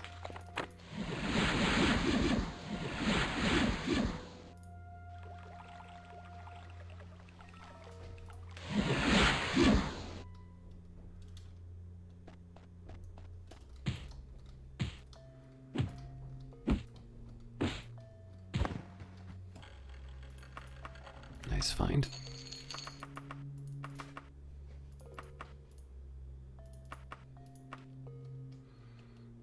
Probably gonna have a lot of space left over, so might as well take what I can. Oh, you're kidding me. So you only get one use on the anchor. Alright, well, we'll try one. Oh my god.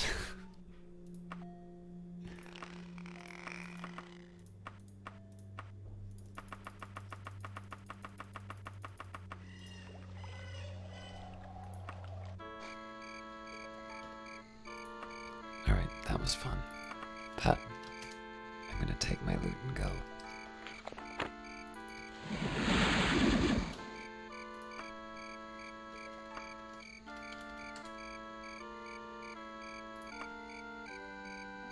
"17 days, so I'm still gonna have surplus of time."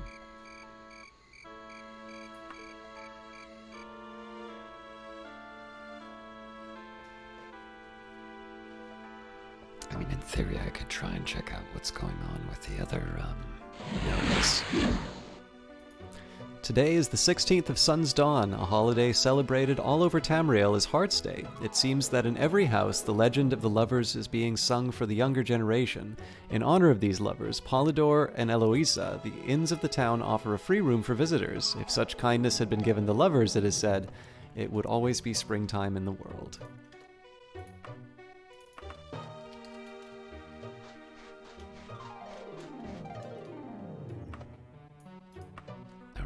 It's early morning, so I'm going to be able to sell a bunch of stuff first.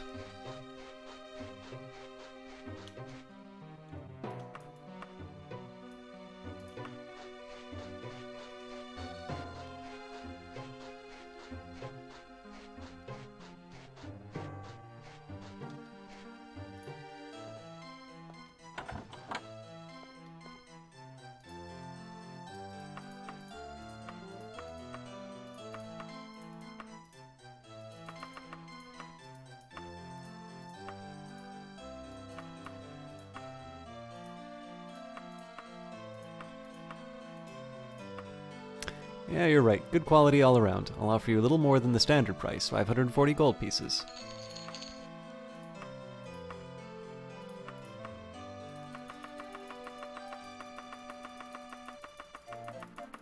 Apparently he just wants the axe and the books.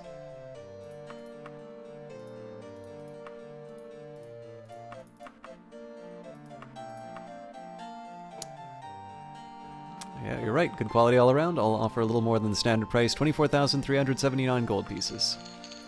That makes me happy.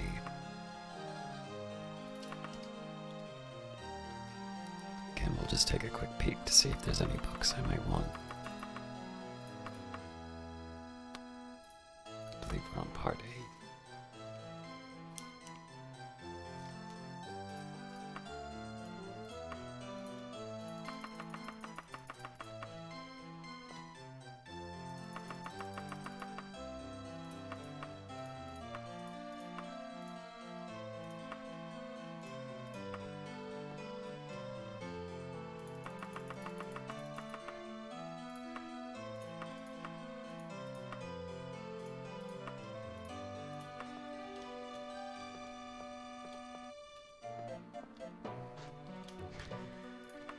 Alright, I'm gonna do a hard west just to try and sell some of the more specialized items. I don't think I have anything magical to sell. Wait, this seems wrong. I gotta go up further as well.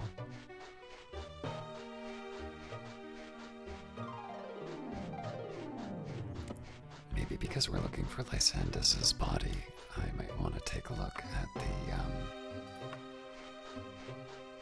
I might want to stop by the palace and see what's going on there as well. And if I can, I know we're getting near the end, but if I can get the summoning done, that would make me very happy.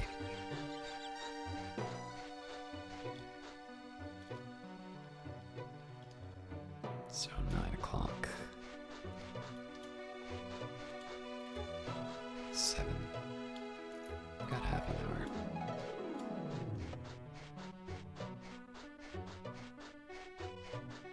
Honestly though, at this point I might as well just go the full 3.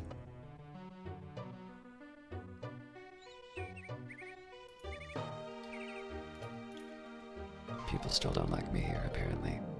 The shop is better appointed than many. Its wares lie neatly on shelves. Although not fit for a king, all are skillfully crafted. I always go to the wrong spot.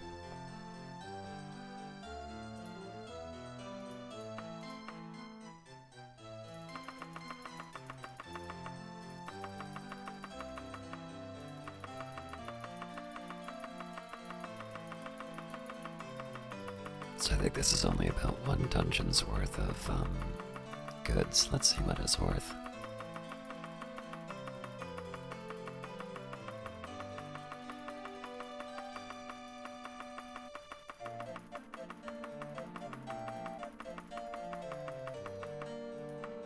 I gotta wait on that one. Not bad, not bad. I'd give most people less, but for you, 5,931 gold. That's my absolute best offer. That is not an amount to be sad about.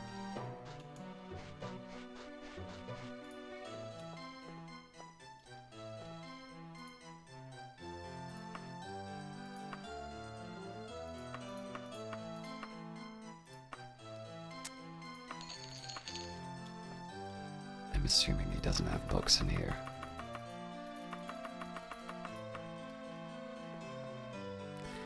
At this point, because I already have the daedric daikatana, there is no improvement if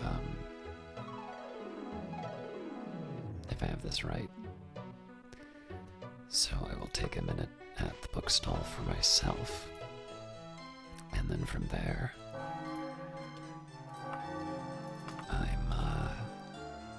I'm gonna sell stuff at the pawn shop.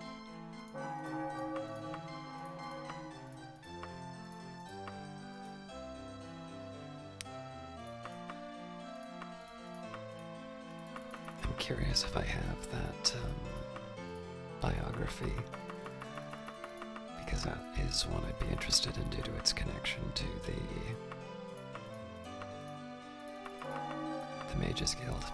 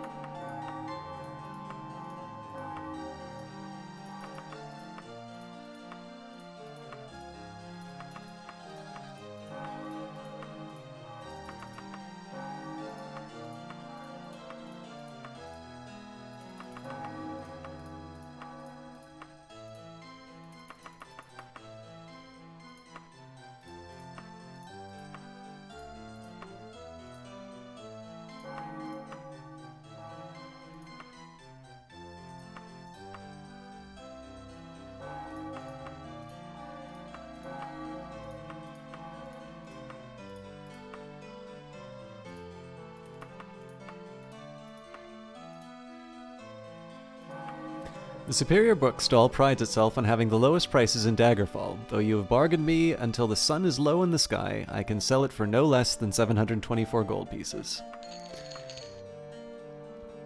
Hopefully there are other shelves.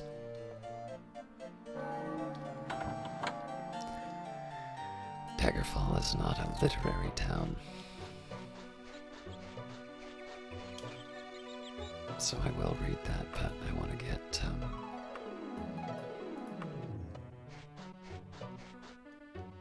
it's the bank. Cool.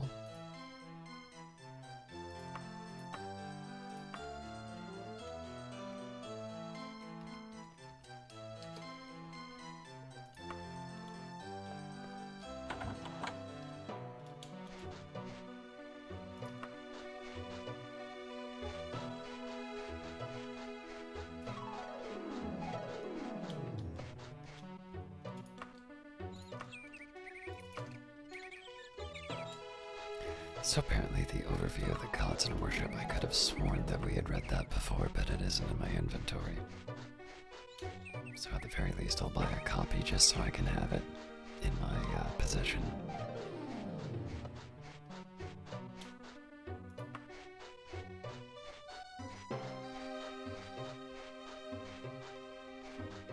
Incense and soft music soothe your nerves as you cross the threshold. Each item in the shop is carefully mounted and displayed. Not the slightest defect can be detected on any item within.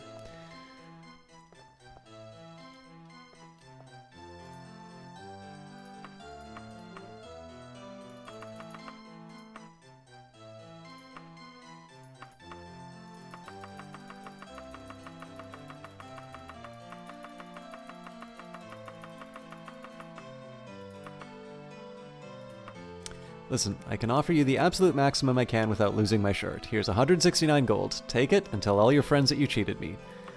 That's quite a bit less than I thought I was going to get, but fair enough.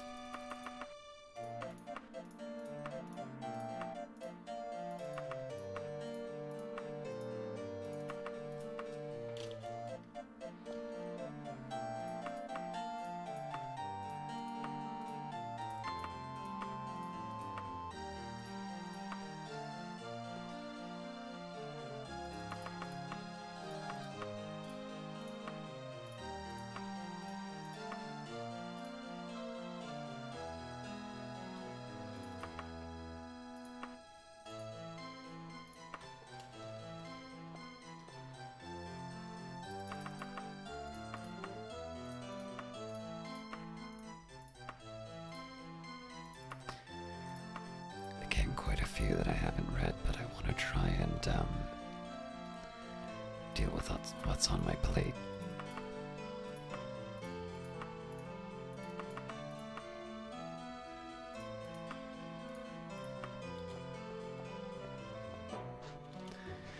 Okay, so first off, I'm going to stop by the Mages Guild.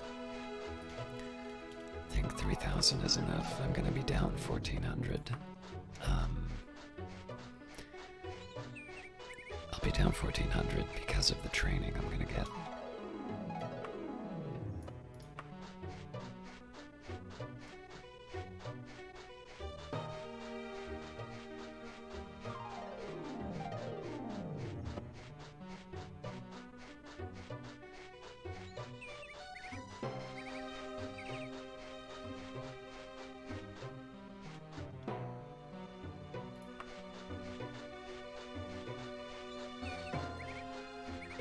Hello. Could you please tell me about bookstores? Alright, I just wanted to get the names.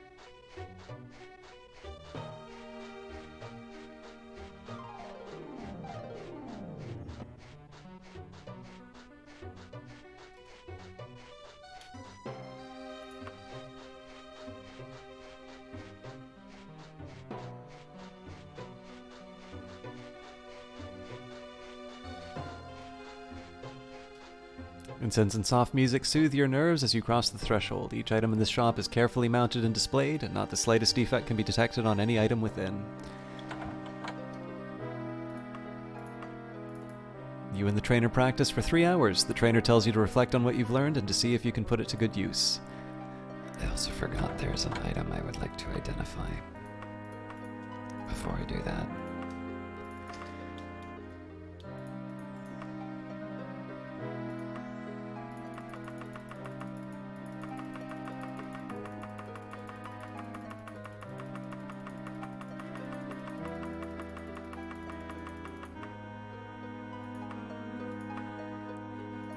sure.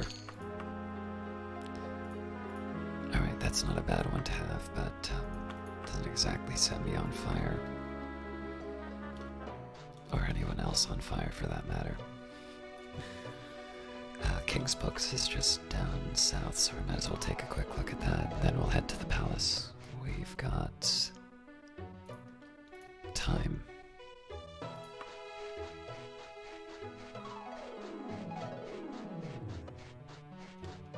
Shop is laid out in a practical and straightforward manner. All of the items seem to be of adequate construction. Oh, this place is great.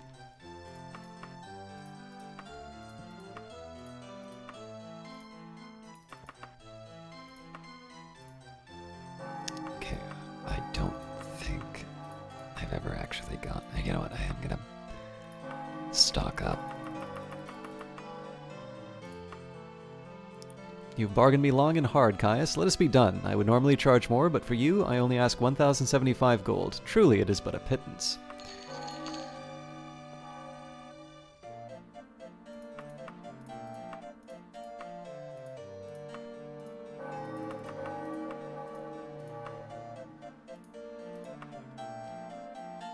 I might get Jack if there isn't anything else.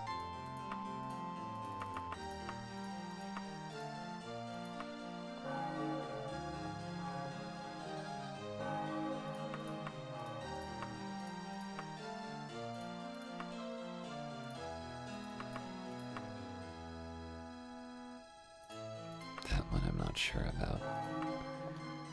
Also, I think I'm out of money.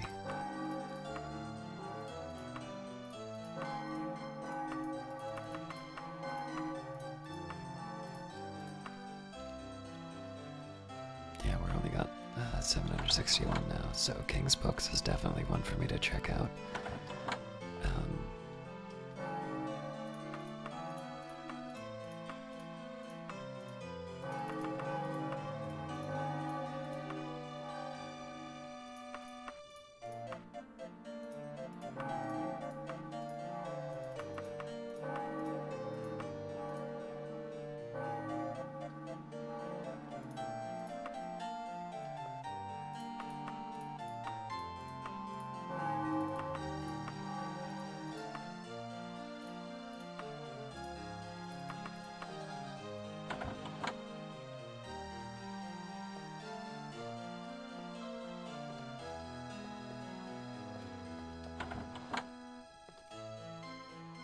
By the frozen waste, it's good to see you, Caius.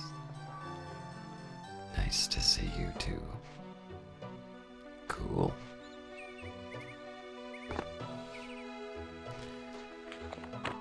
No, we won't do that quite yet. Alright, let's get some reading in.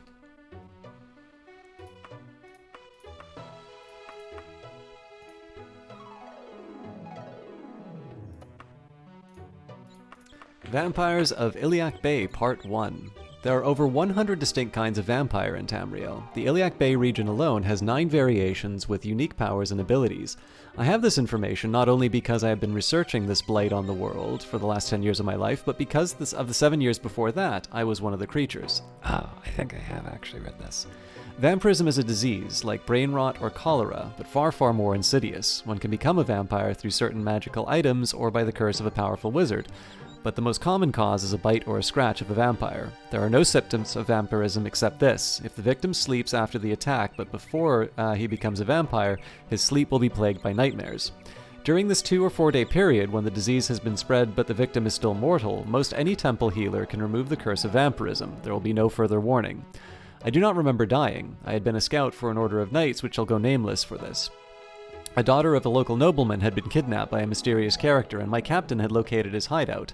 Deep in the dank underground chambers I searched until I found the girl, or what remained of her, a corpse the color of snow, drained of every drop of blood. I knew what the mystery man was right then, but he found me before I could exit out. He took a good-sized hunk out of my fighting arm before I managed to outrun him. I figured I was lucky to be alive. Some luck. My trip back to the Knightly Order was a 5-day journey. I decided to get some rest early to get my arm in better shape in case I found more trouble. I can't remember the dreams I had that night, only that I was doing something horrible and I couldn't stop myself. I woke up screaming. The next night, at an inn a little bit closer to my destination, my sleep was deep and dreamless. On the 3rd night, I died. Of course, I didn't know that I died. I'd gone to sleep in a nice warm feather bed, and I woke on a cold wet stone mortuary slab. Dazed, I opened the door to the mausoleum I was in which I think I must have been locked. I was in a cemetery not far from a town that I knew, so I wandered in. It was late at night, so there were precious few souls in the streets. I paused to read a public notice and noticed the date. The date was 2 weeks later than I thought it must have been. As I puzzled over that, I saw a girl, a wench at my favorite tavern in that town, wandering towards me. I hailed her. She ignored me.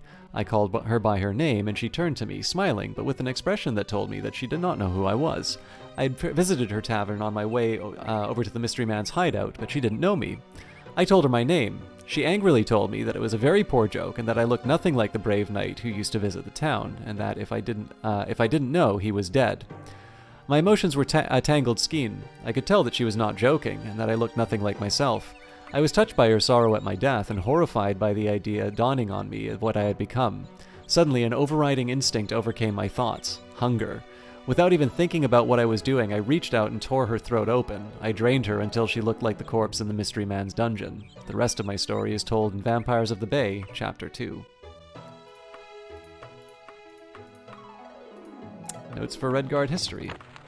Biographical note. Destri Malarg was a well-known historian and translator of Old Redguard verse, born as simply as Destri in a city-state of Riyadh in the 20th year of the Third Era.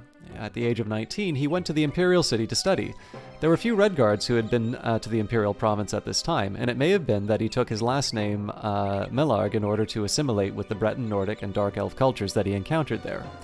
When he died 94 years later, he left numerous unfinished histories and untranslated verse. Very few of his fragmented work has found its way out of collections.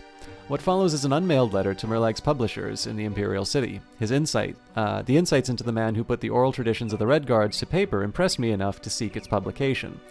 Melius. It should be noted, it was Melius Kane, Marlag's publisher in the Imperial City. Vun. Redgardic First Scholar, Imperial University. Melius, this is the outline of my final chapter for the series on Hammerfell heroes. I condensed Dendel's storytelling. I have my notes, but the story gets long with all the quotes. She puts a lot of dialogue in her storytelling. I am amazed that the old stories about the Five Swords keep cropping up. It's been 1,000 years since Hellion's time, yet people continue to believe the stories. The wagon master sat with me after listening to her story and smoked a pipe with me. In discussing the story, she said that his storyteller used to say that one of the Five Swords survived in the closing of the Goblin Gate, and yet is hidden here in Hammerfell. It was the least of the five, but the story has it that it exceeds the modern blade, magical or ebony, by several orders of modern blade, magical or ebony, by several orders of magnitude. Of course, I take this with a grain of salt, since an ebony weapon is unparalleled in its keen cutting ability, and personally, I can't imagine a weapon doing more damage than a claymore or firestorm or saber of lifesteal. Dendel even believed a countryside outside of Skaven in one of the halls of the virtues of war. There are still people who follow the old ways and can form a Sherai or spirit sword. In collecting these stories, I once thought I was seeing a Sheai being formed by an old hallmaster, but the thing of it was a spirit sword that was so faint that even the sword's shape was questionable. I didn't want to insult the old man, so I claimed that I saw it too. But if it was a Sheai, I can't imagine that it was possibly used as a real weapon. Here's my outline of the new story. At the time of this story, Hammerfell is fully occupied by Redguards. All of the old cities of the dwarves, but one, the ghost city of Dwarfholm, are now in the cities of today's modern Hammerfell. A second invasion of giant goblins comes. Hammerfell is unprepared, except for a few faithful followers, all used in the rural halls of virtue. Hallen, being the only Ansei, rallies the armies of Hammerfell. After a defeat, he brings back the old ways by telling each warrior to read the Book of Circles. The army fights the goblins to a standstill, but things look bleak, just as Diviad's song. Somehow, the goblins keep being resupplied with both arms and troops, and eventually the army of Hammerfell will lose. The old master of Hallen's Hall of Virtues of War has an ancient copy of Diviad's will and testament, and reads it to Hallen. It tells him that the Five Swords aren't lost, just hidden and well guarded in 5 caves. Each cave is home to a Master Guardian, one of the old blind Ansei, and also a maze. According to the will, Daedric must, along with a virtuous companion of pure heart, enter the cave, defeat each Ansei master, and retrieve the sword. Dendel went into great detail here. Sorry, I'm just trying to find a piece of paper.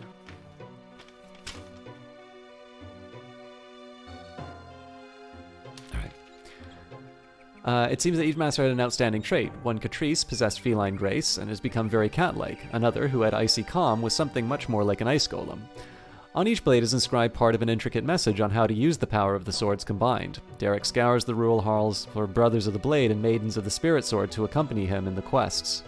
Finally, one by one, he finds his companions and wins each sword. They learn from the blades and together wield the force of the 5 swords to seal the rent in space-time that the goblins have made and from which springs the invasion. Hallin's companions avoided blinding by magic swords by hurling the swords together into the void and sealing forever the giant goblins in the void between their world and ours. The land is saved, and Hallin and his companions, 3 women and 2 men, become Ansai and restore the teachings of Frandar Hunding to Hammerfell. That's the story in brief. I welcome any comments from you or one of the other editors. One other concern of mine. I understand that you are considering using a better-known writer, Uthila Abuk or Casimir Kreestorm, to write the stories I've researched. I can understand that a better-known writer may mean that a few more copies of the books will be sold, and that should not be but that should not be your only concern. Abuk and Kreestorm, while fine writers and poets, will need to be lectured on the true history of the Redguards. Even if you are willing to pay me to do that, you will have to acknowledge that the books will take longer to write than if you just allowed me to do it. Just something to consider when you make the decision. I hope that this letter finds you, your consort, and children in good health and humor. Yours faithfully, Destry Millarg.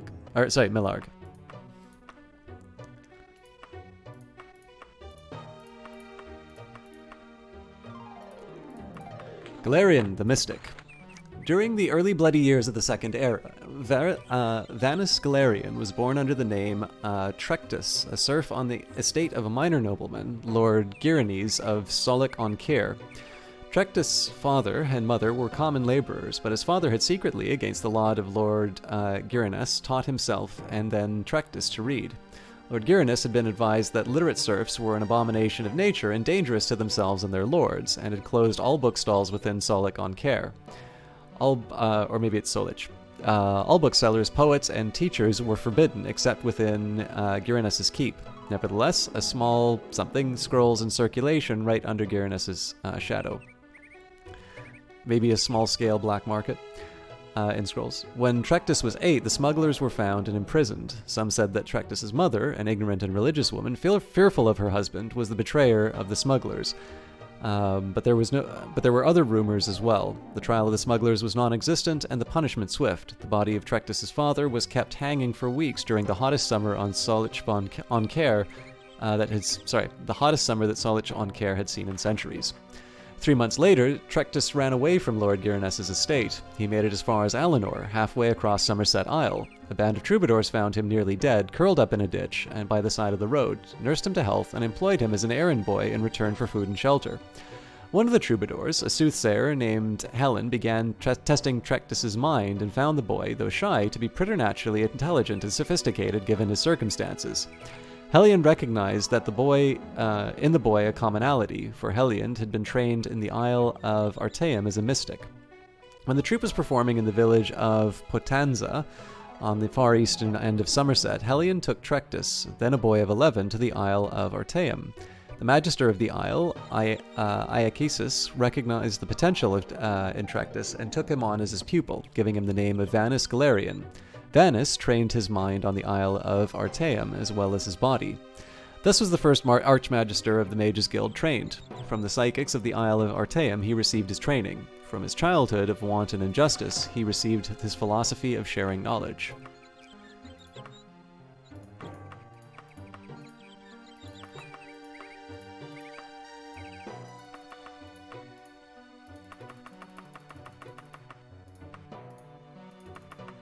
Alright.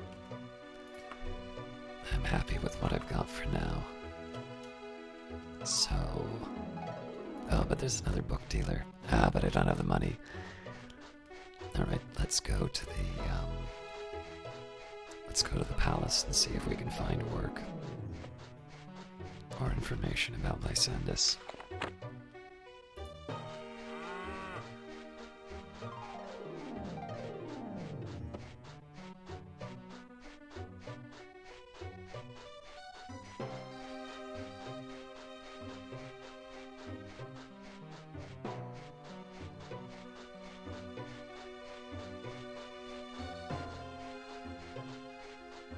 I know there's still another episode of King Edward to finish, but that one's a bit of a chore to get through, so...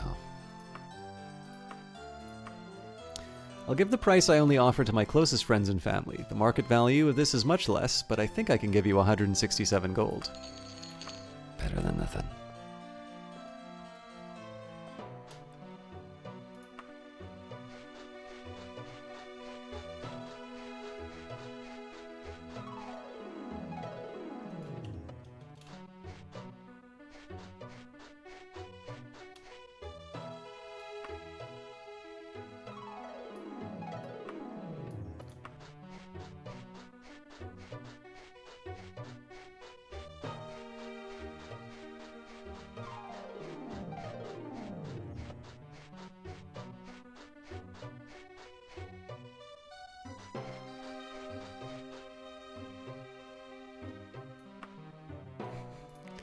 So many bookstores. I should have brought more money.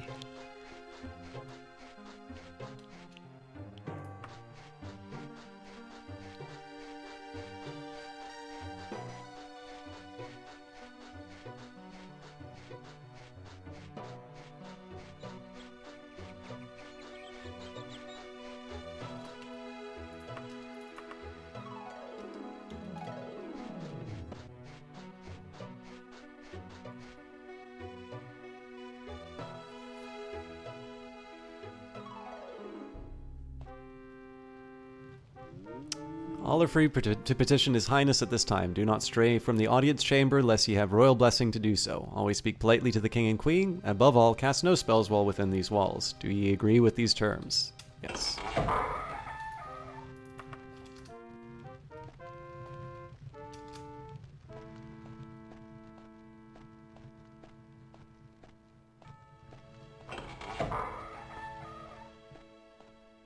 Well met, stranger.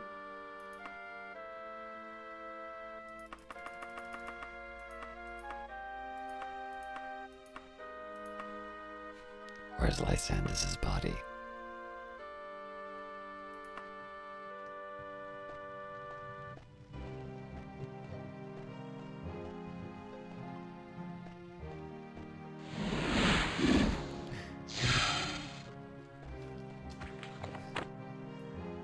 I just wanted to say hi.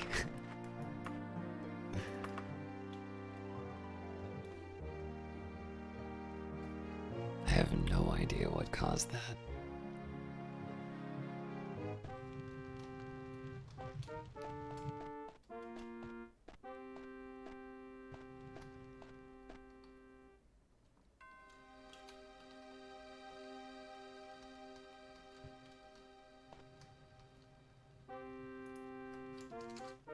I think we're gonna get a crash soon.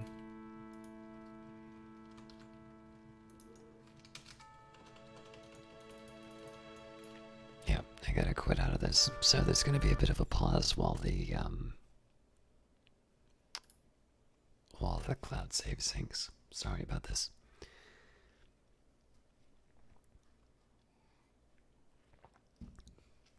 I'm actually curious if... I'll just drop the Kai's voice for a bit. I wish I should maybe take a little bit... I should take maybe a little bit of a closer look. But I think there's a decent case to be made for disabling cloud saves on GOG, just because it takes... I'll say when the bar is done loading, but I also don't remember what day it is, but I am bringing up the calendar for Daggerfall just so I don't completely blow it.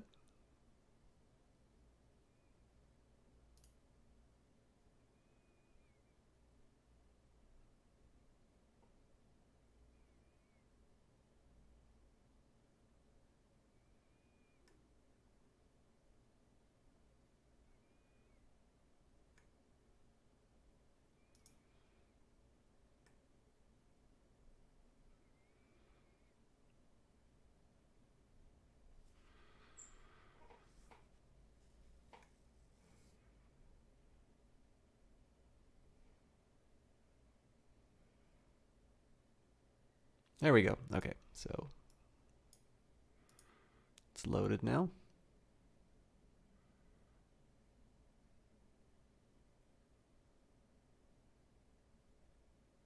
And of course, now it does sync again.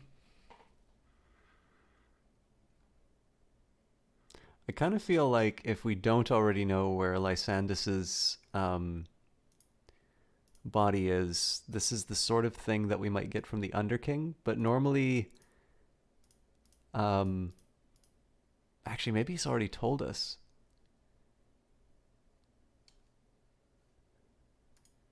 Either way, normally when I talk with him, it's because he sent a courier. But I seem to remember I needed to do something for him. And he said, I'm pretty sure he told us about a tomb. Or maybe I'm just mixing up that I found a map on the way. I don't know. This is one of the nice things about doing videos is I can go back and double check it, because I have no idea how someone would remember all of this.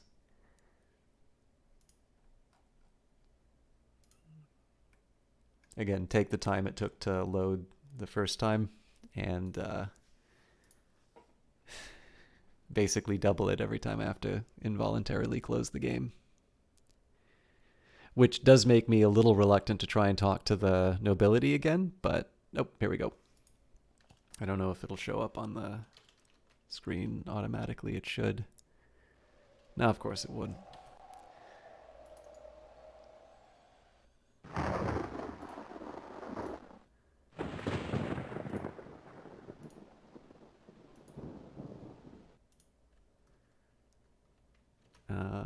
It's still not showing. Okay.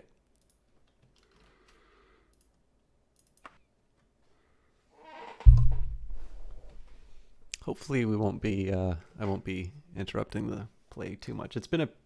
I feel like it's been a pretty decent run so far, so and again, on my notes I've got the 5th of First Seed, so depending on what time it is, that seems like something where I could do...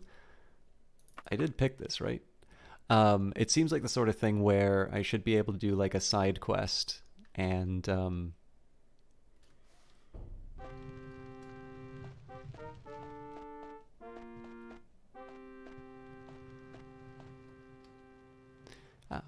You're not by any chance free to run a little errand for me. It's very simple. I would do it myself or have one of my runners take care of it, but we're also very busy. It would mean an extra 911 gold pieces. That's not too bad. Are you available? I am. What luck. Now take this ring and go to Rip Market, to a place called the Lion and the Jug. There's an odd, well-to-do merchant there named Edward Greensley. Give him the ring and he will give you the 911 gold. Oh, and you need to be there in 5 days, but that shouldn't be a problem. You have sturdy young legs. Off with you, what? Alright, so 5 days is no problem.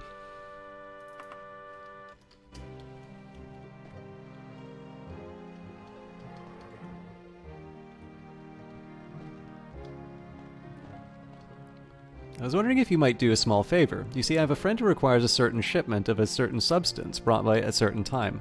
I trust I'm making myself clear. If you're available for such an assignment, given a payment of, say, 775 gold pieces? Sure. So you are available. Well, that's grand, I must say. Now then, here's a whatsamajig, a medium tooth. It needs to be brought to an alchemist I know by the name of Tristair Masterham. You'll find him at the Adventurer's Potherbs in Gothpath.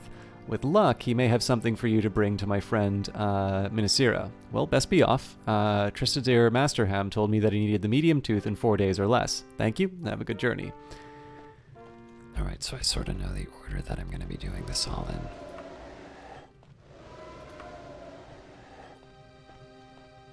If you're available for hire, I need someone reliable to carry out a certain covert mission. It might be rather time-consuming, but I assure you that you'll be suitably compensated. Are you interested? Absolutely. Very good. I'm giving you an emerald for you to give to my contact, Edward Gearsley of Blackridge Hamlet. He'll be waiting in the Gearsley residence. The item needs to be there in 7 days. That's very important. Once you've made it that far, Edward Gearsley will have further instructions. I'm counting on your discretion, Caius, and you will be watched. Good luck, and thank you.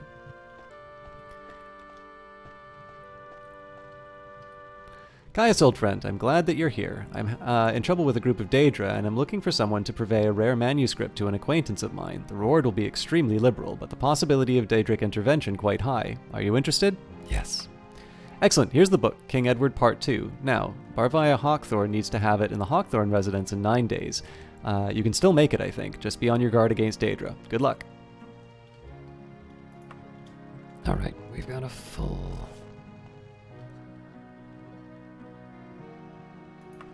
log, but I think we can do it.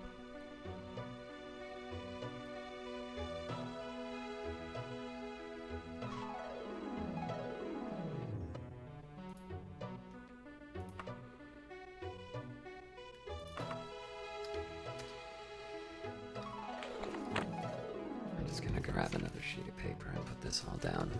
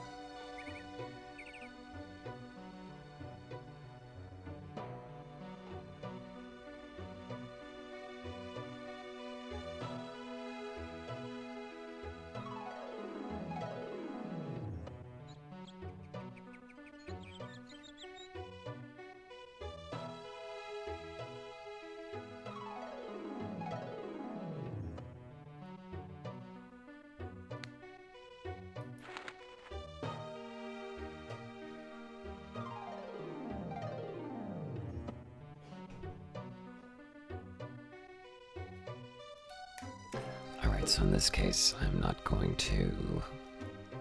gonna rush all of these.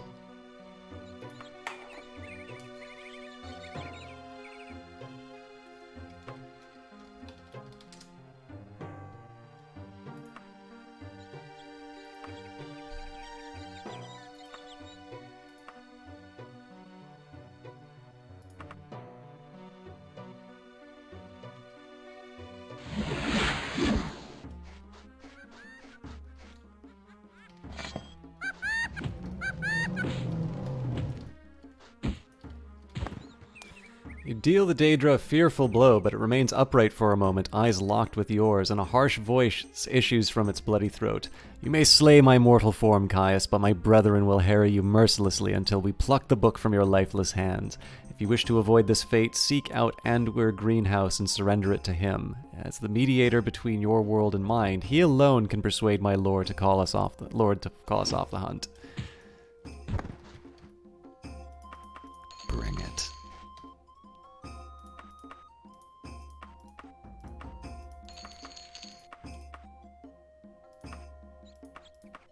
Parchment reveals the location of Skeffington Coven and Yaklon, whatever that might be.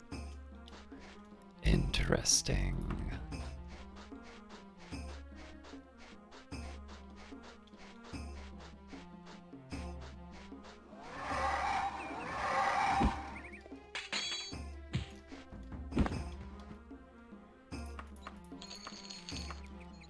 Now this is an adventure.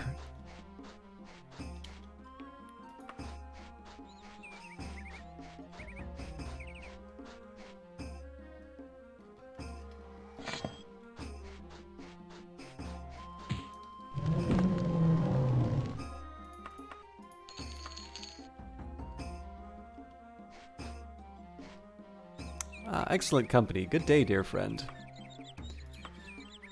I guess I could tell you, the Lion in the Jug's not too far southeast if you don't mind walking. Don't mind at all.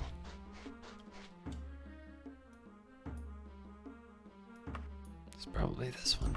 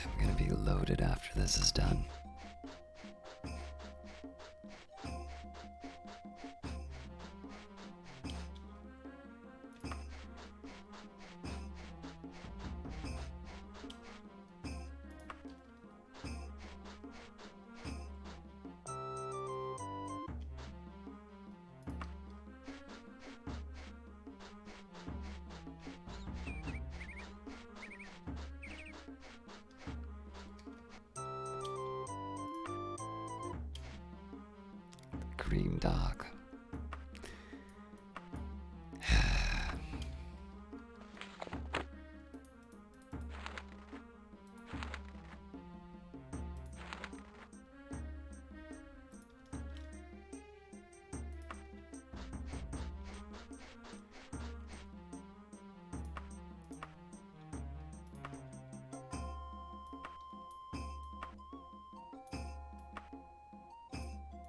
No, Far East, fair enough.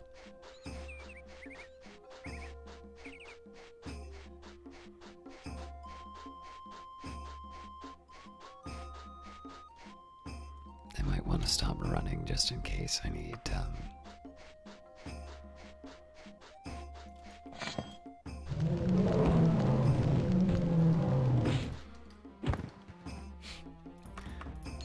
This must be a very exciting market day for everyone.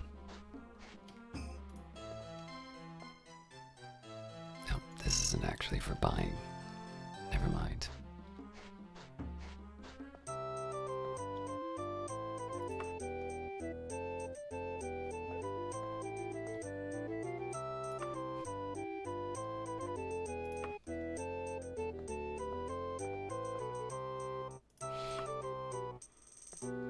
This is the right place, right?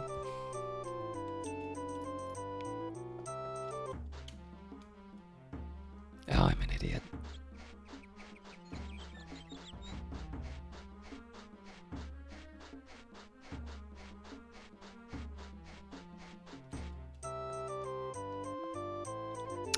King Gothrid hired you as a runner? Ah, the ring I've been expecting. Very good. Here's your gold. Thank you. Alright.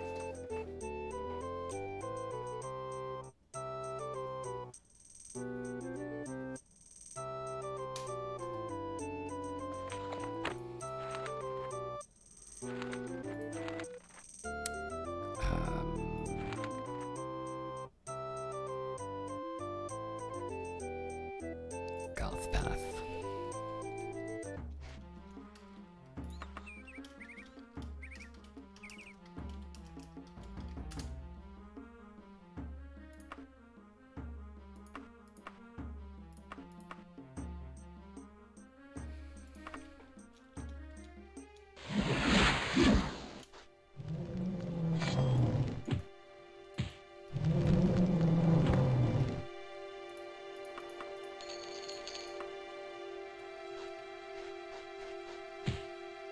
Thieves Guild has word that you are carrying a gemstone of considerable value. Hand it over and I'll let you off easy.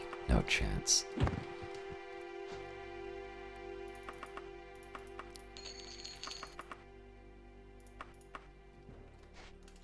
I like his shoes. Alright.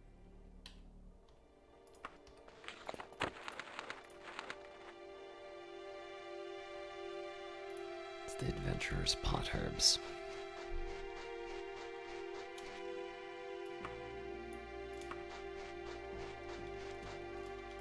It's late though, so it's gonna be a little tricky.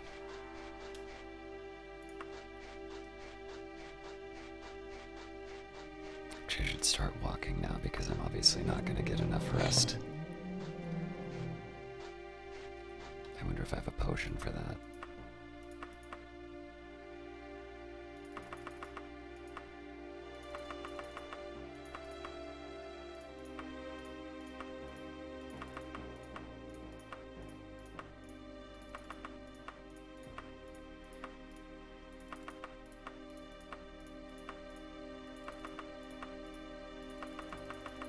Nothing to help with stamina.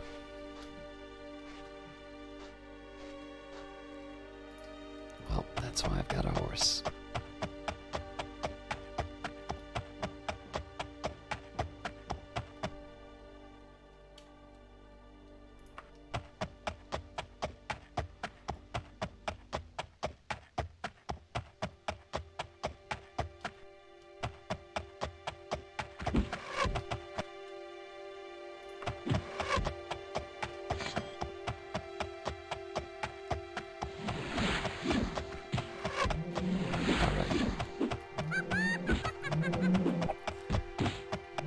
This is madness.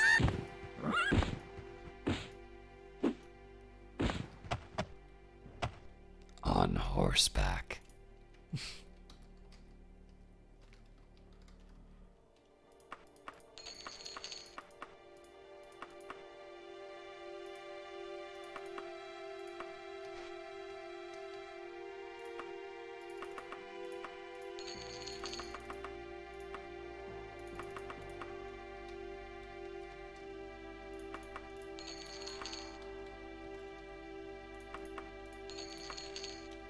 Alright, good for me.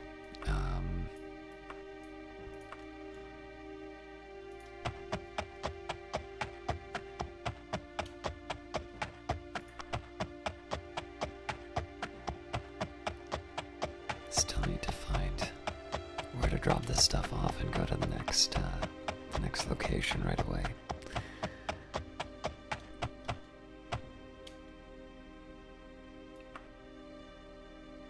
Yeah, this place is too big. Hopefully it's this far left spot, otherwise I don't know.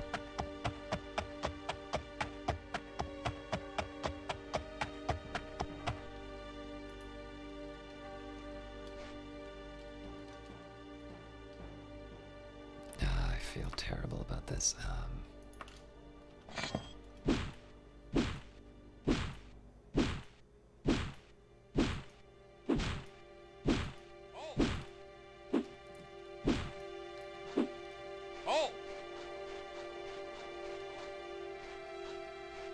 I can't run too. This will be a problem.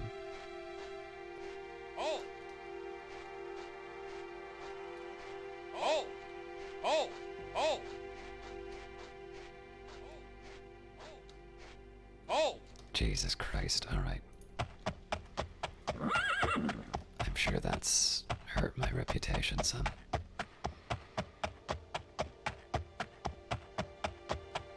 Might even make sense to rest an hour just so I can repair a little bit of this.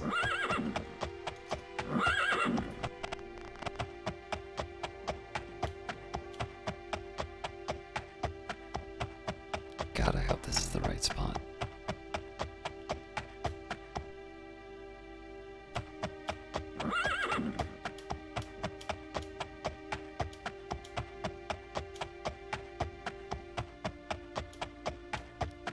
I am not encouraged by the fact I can't bring up a map.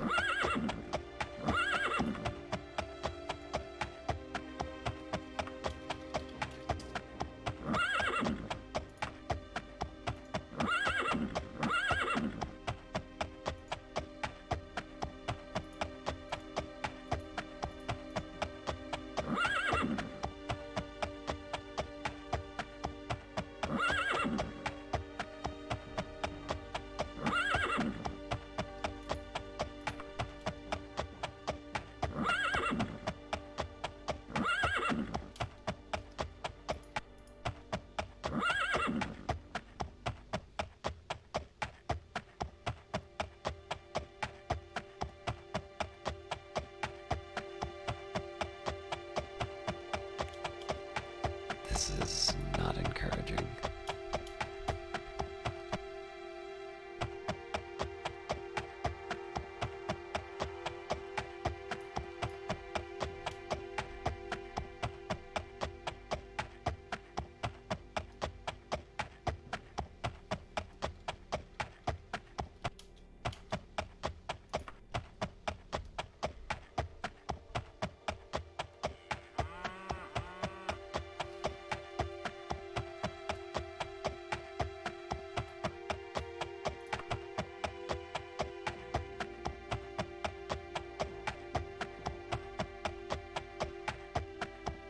I always thought if you had a quest somewhere that it would be open.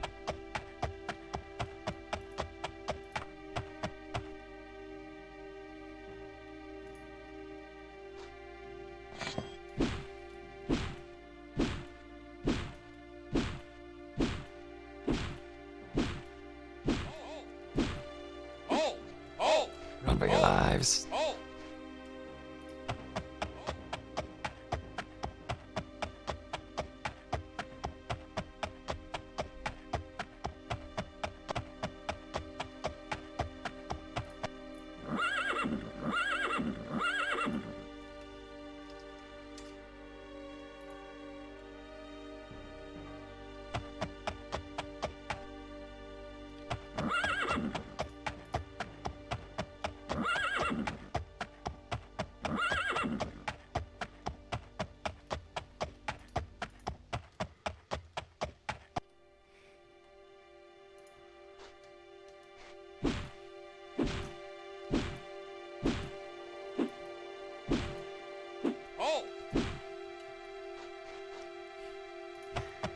They've set up a watch for me. Oh, you know what? I could probably just use magic. That would be the smarter move.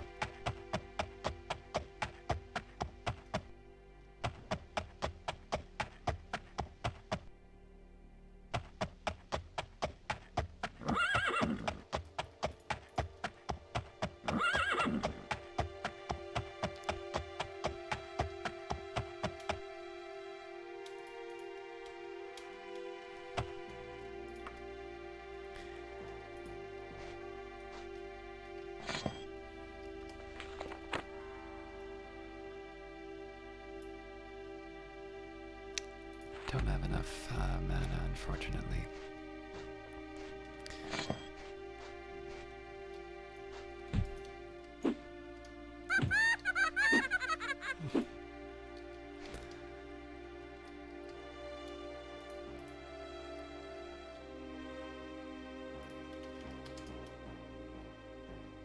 At this point, I might as well just wait.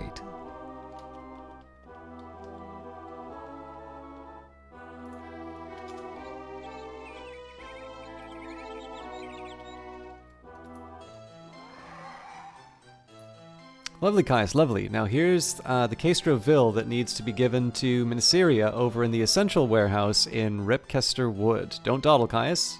She needs it in 6 days or less. Okay, that's bought me a little more time for these other quests, though, so that's, secondary.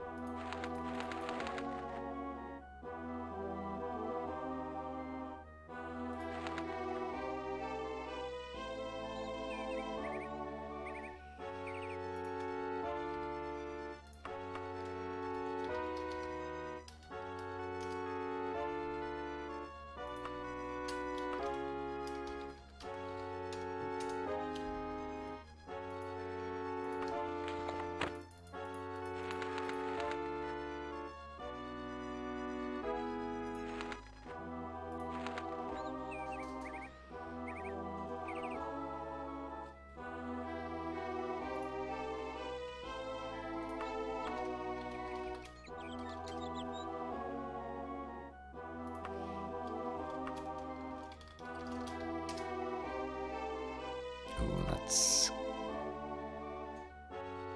Oh no, we're still fine.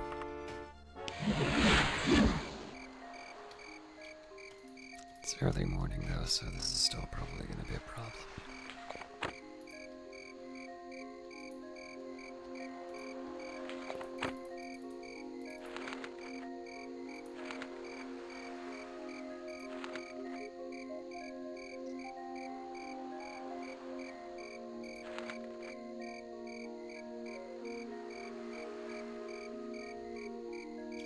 Gearsley residence, that's gonna be a hard one to find.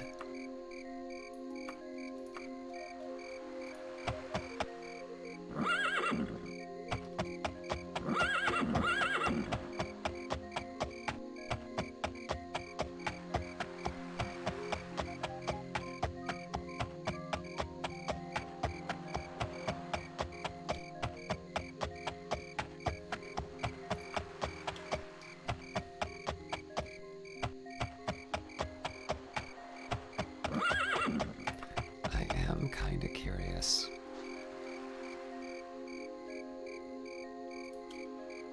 Said I couldn't enter unless I was on foot, so I wasn't sure if that was someone I could actually talk to or not.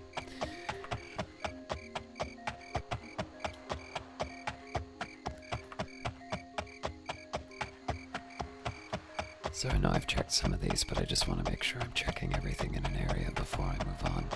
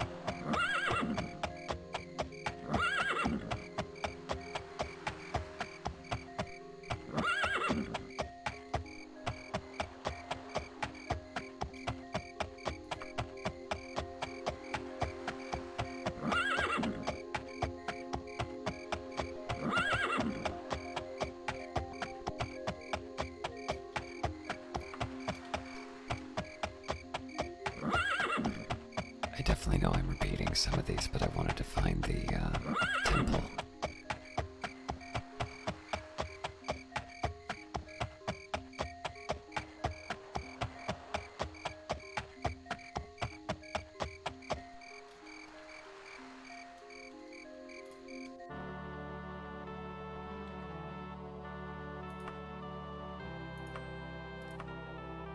Southwest. Alright, gives me something to start with.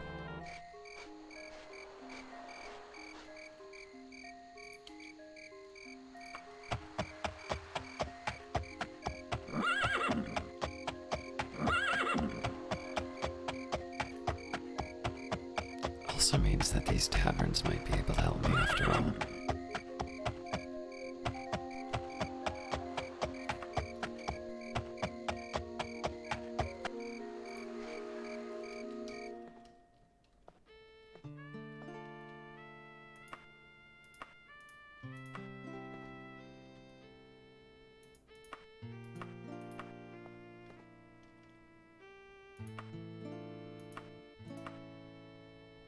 I'm gonna go south of here.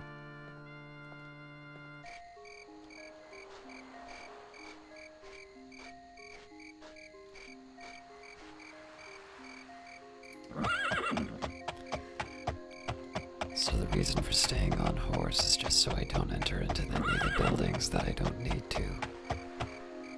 Less likely at night, but you never know.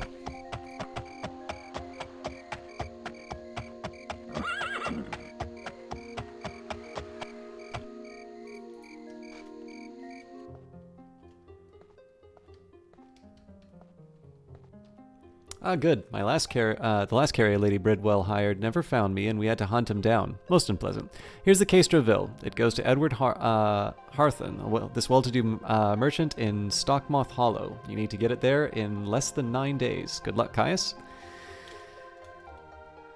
Well, I certainly didn't make this easy for myself.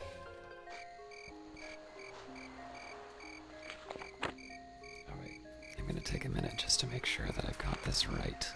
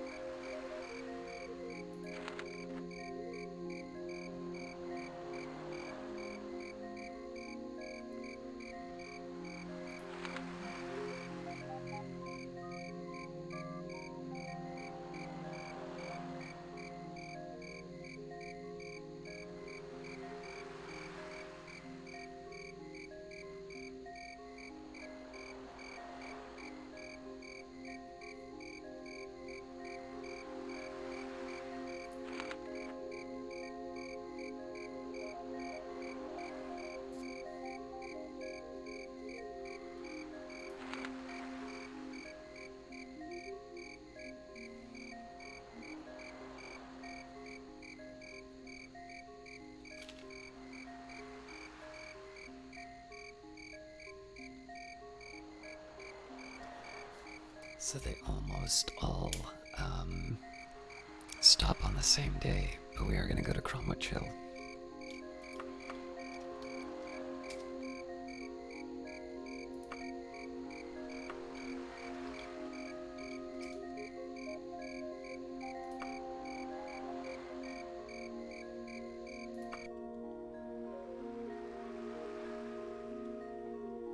I hope we're not late.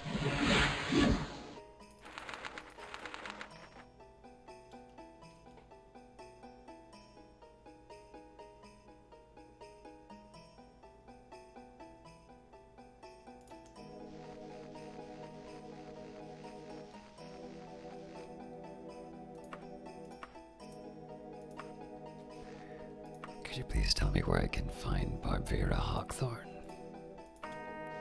Alright, they are around.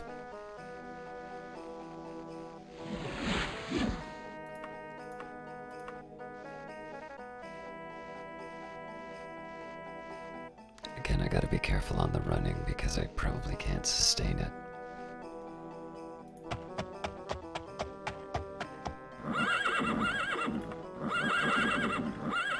Lovely.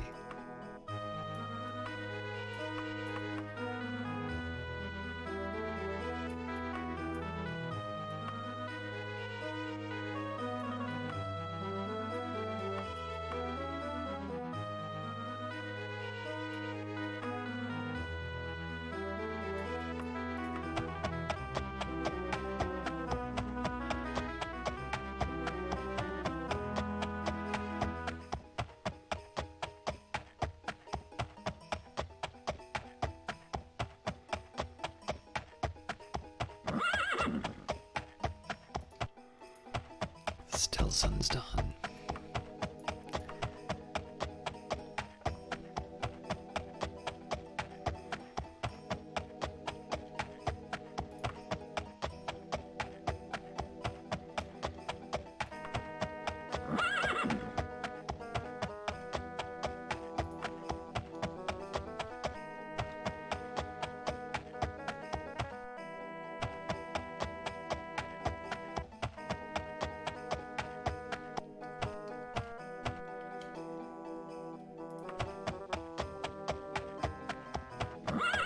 Alright, so this is useful to know. It looks like it's the same type of house in each case. Man, they love hiding in attics. Ah, good to see you, Caius. And King Edward part 2 too. Excellent. I hope the Daedra didn't cause you too much difficulty. If they actually knew I can use this little book for, they would have sent twice the number to stop you. Here's your reward for a job well done.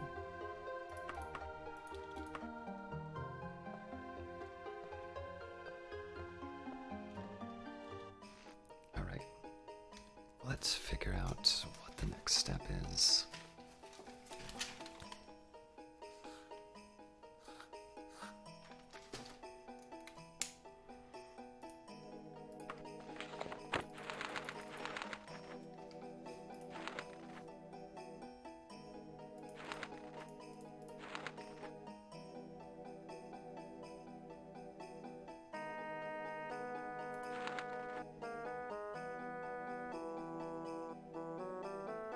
Okay, I think Ribsister Wood is where I need to go next.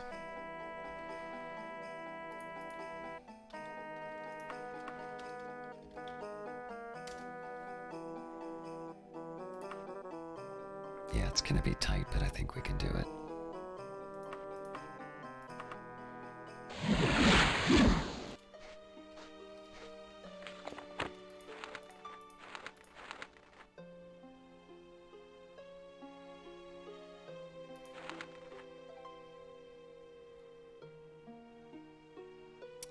The Essential Warehouse.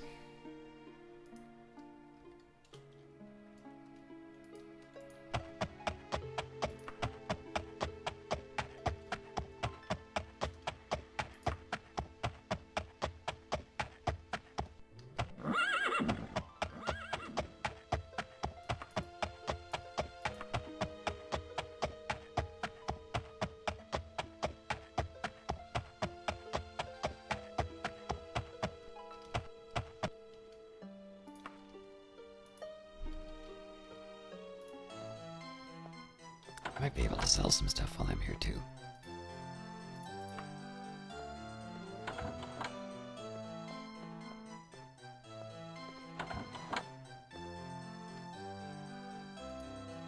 By the beard of Thorig, I was wondering when you'd get here. Are you Caius? Caius? I'm Minisira, and that, I believe, is my Caestra Vil. If you haven't tried it before, you really should. The effect is heavenly. Anyways, here's your 775 gold pieces. Thanks a lot, Caius. You're a lifesaver. Alright, as always, just see if there's any interesting books.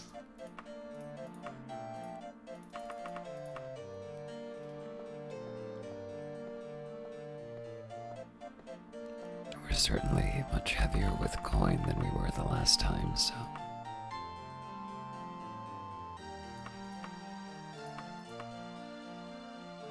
yeah, might as well.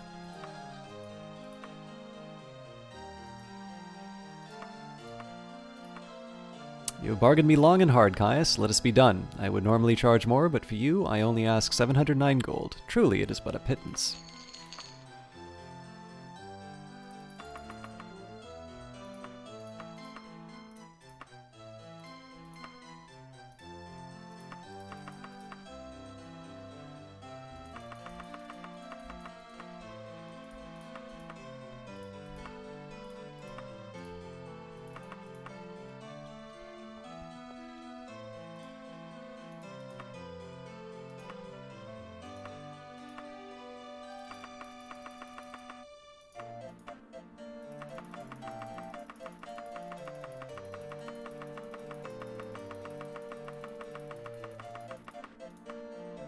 I'll give you 1 gold piece. I'll even autograph them for you. Alright, so I should only have one more task, which is to the Hearth and Residence.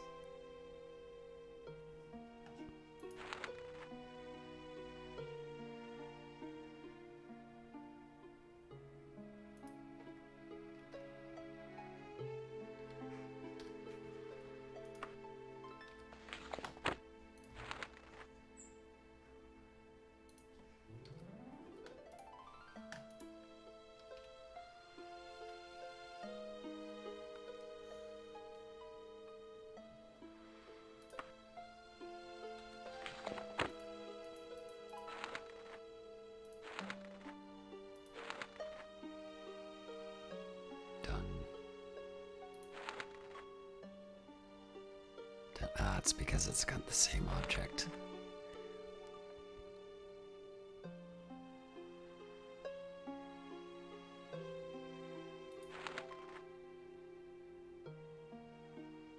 Okay, so Stockmoth Hollow, and I need to be there by the 25th.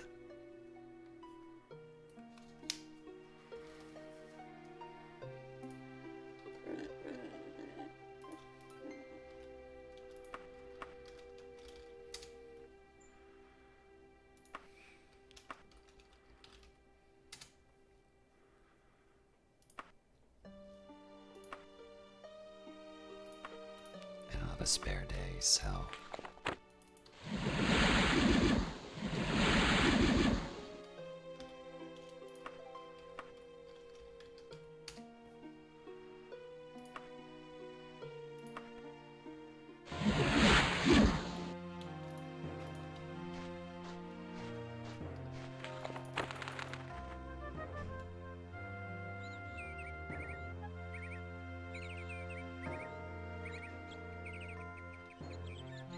Hearthton residence, so these are always a pain to try and find, but... Hello, could you please tell me where I can find Hearthton? No, alright. How about you? Last time I checked, it was the Hearthton residence northeast of here. Thank you.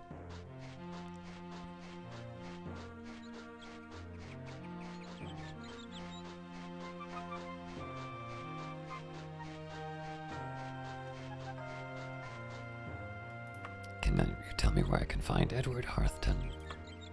There's no reason to talk down to me like that. Can't help you anyway. Could you please tell me where I can find Edward Hearthton? It's easy, Caius. It's just a bit of a walk. Just go west. Thank you.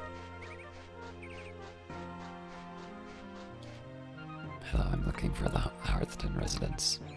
Yeah, it's right here. Points to the Hearthton residence on your map. Excellent, thank you.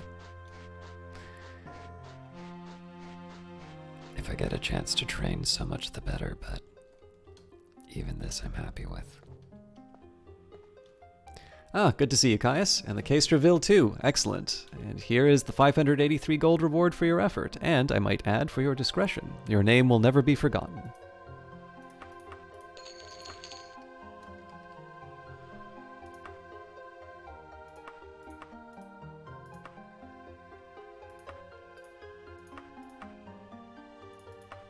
Need to find a place to sell a bunch of this.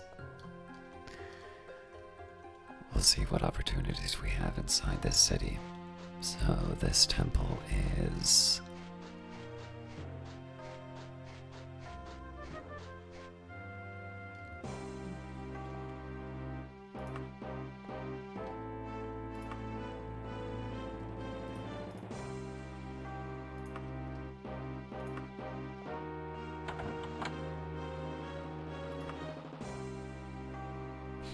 too much.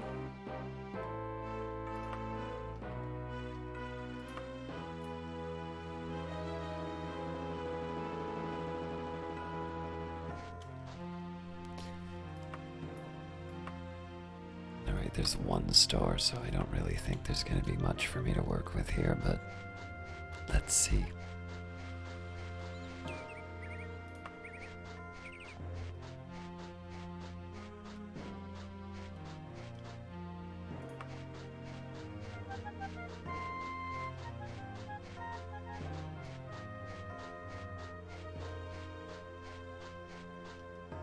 The shop is laid out in a practical and straightforward manner. All of the items seem to be of adequate construction.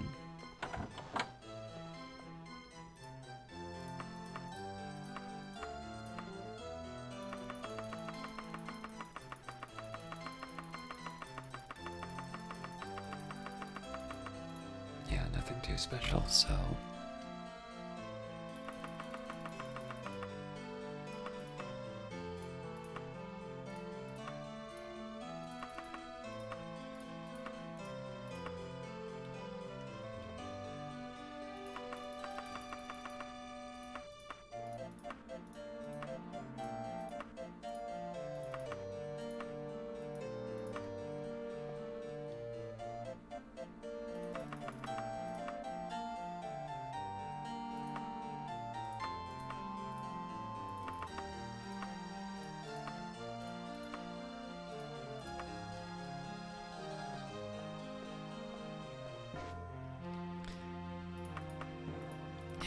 I didn't think I could, but it's worth to double check.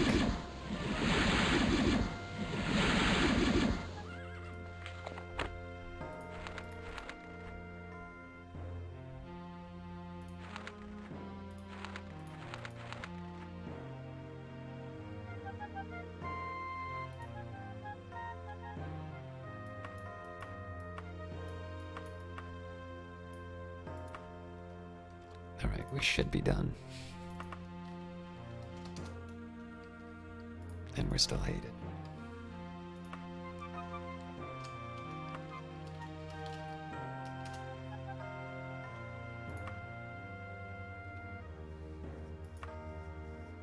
I have time to waste, so in this case I'm gonna go by foot.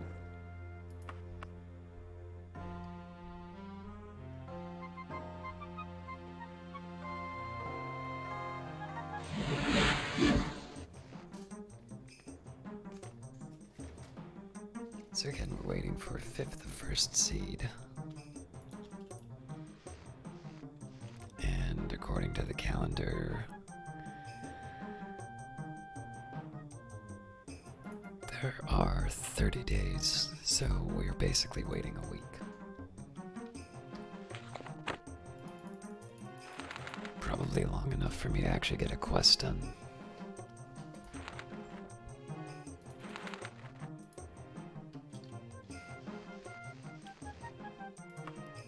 First things first, let's sell a bunch of stuff. General market won't help me. We'll sell, and then I'm also gonna buy a bunch of books.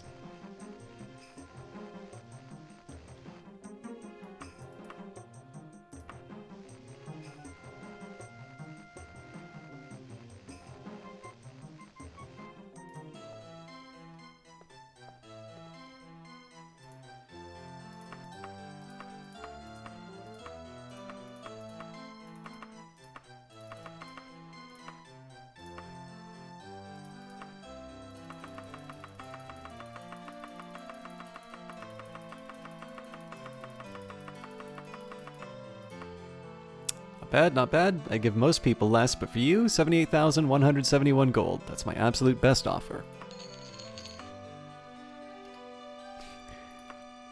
That was a uniquely well-paying little series of quests.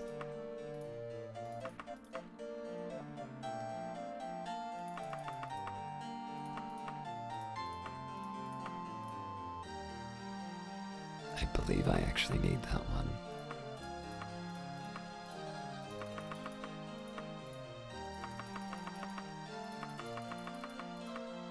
So 12.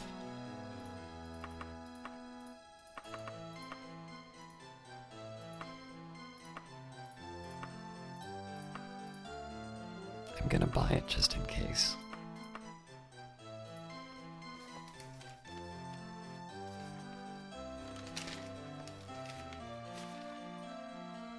It says I'm on number 8. I'm almost certain I have it, but I'm gonna buy it again just for safety. Oh. Yeah, I'm getting it all. After a long session of haggling, 1330 gold pieces is my final offer.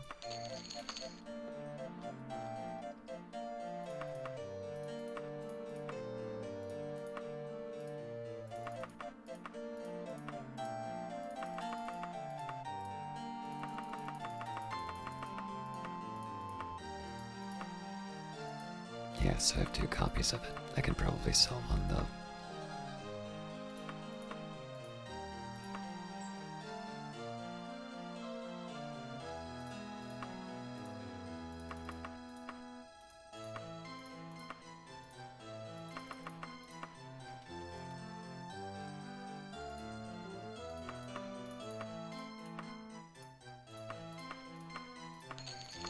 Much less than I paid for it, but fair enough.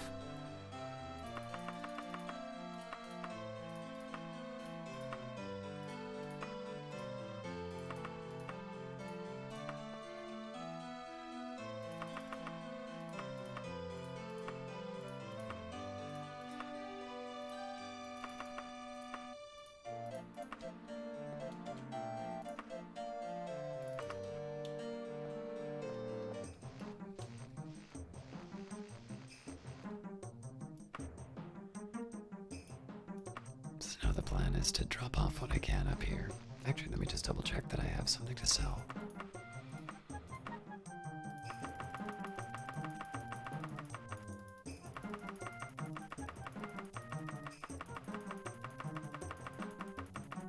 Yeah, there's nothing for me to sell, so unless I basically just want to stop by the bookstore at this point.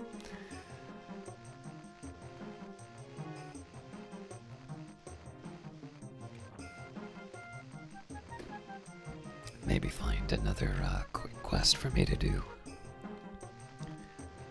I won't take a big stack like last time, I'll just try and give myself a little something to do.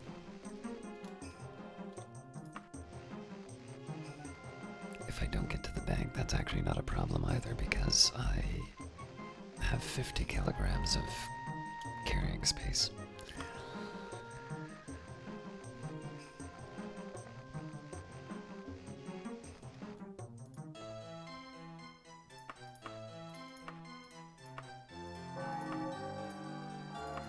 Okay. I'm tempted to get Confessions of a Thief just because I keep seeing it.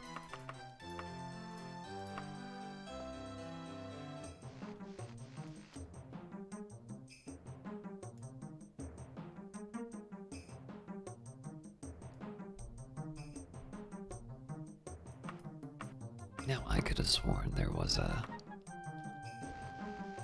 bank in this area.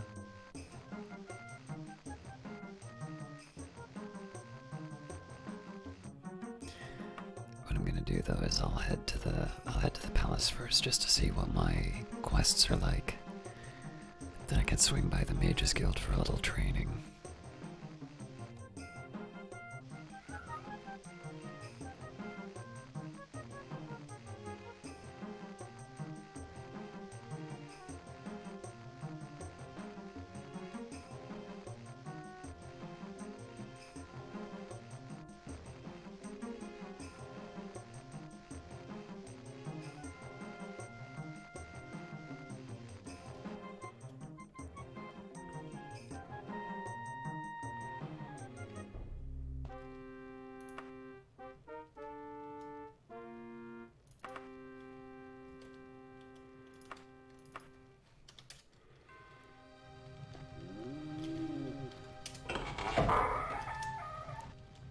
This is always a tricky business.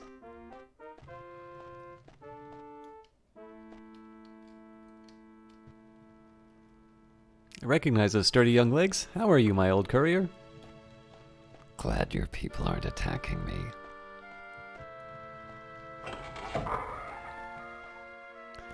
Yes, this is a potentially awkward situation I'm in. Not the worst, but awkward indeed. I'm in possession of a certain item that is, to be blunt, that is not, to be blunt, legally mine. If you could carry it to a contact of mine in Longate, you'll be handsomely be rewarded. Does 589 gold pieces sound fair to you? It does. You will help me. Oblivion be praised. Now hurry, take this Castroville and go to the Knights of the Dragon in Longate. Look for a Bridwell named Lord Bridwell.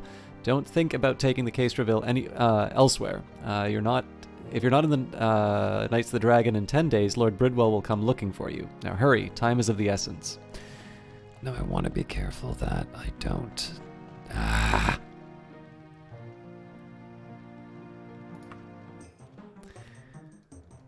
want to be careful that I don't take more than a week to do this.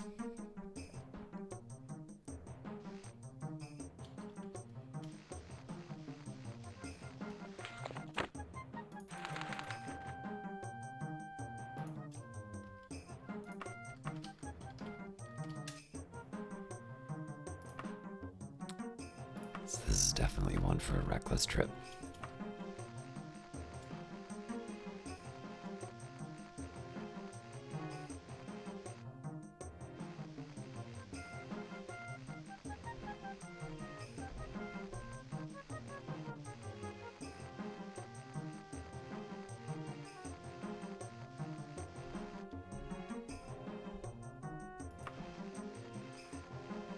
I think I'll walk by the other bookseller, but that's fine. I've got plenty to read.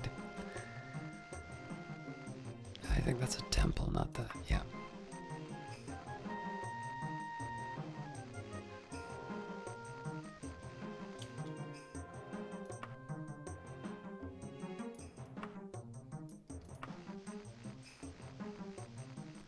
Again, I want to be a little careful in the running, but this time I'm not chaining together a bunch of quests, so it's less of a worry.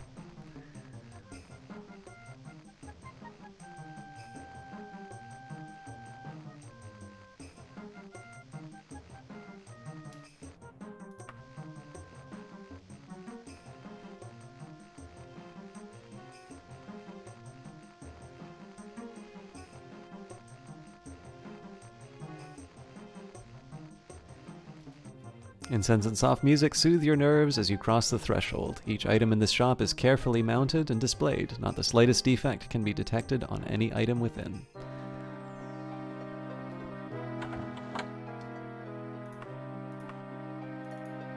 You and the trainer practice for 3 hours. The trainer tells you to reflect on what you've learned and to see if you can put it to good use.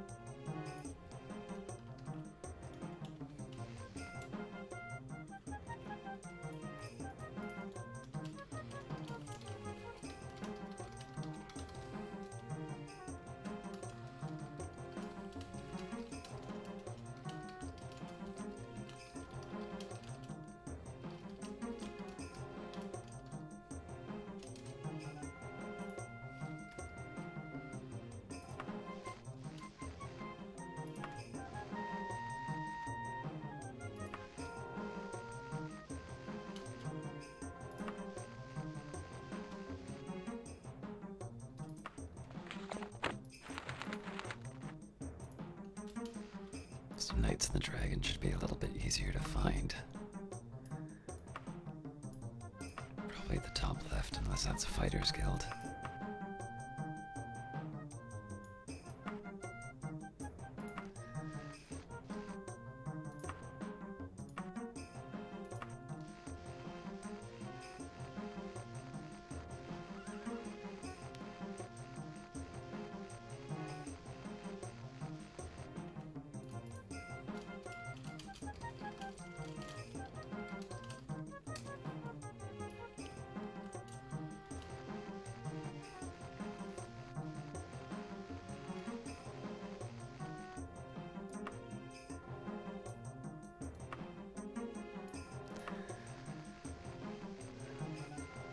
Now, when it says the order of the hour, I actually think that sounds a lot more like, Akatosh. So I'm gonna go to the north really quick just to check it.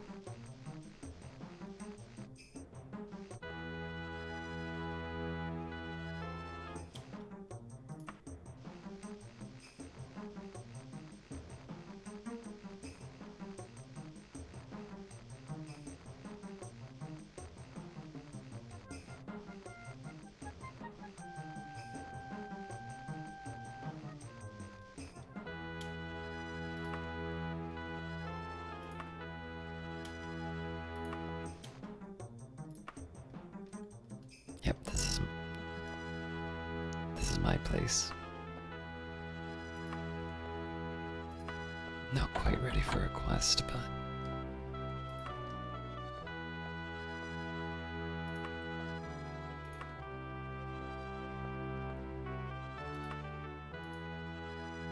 You're not summoning this day. It might be worthwhile use of your time to check the library of the guild. There are a number of books about daedric summonings, including the dates appropriate for summoning.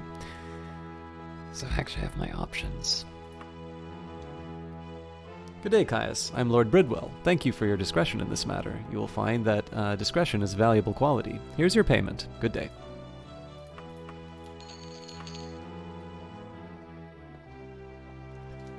So in theory, I could just wait the 5 days, but let's head back to Daggerfall.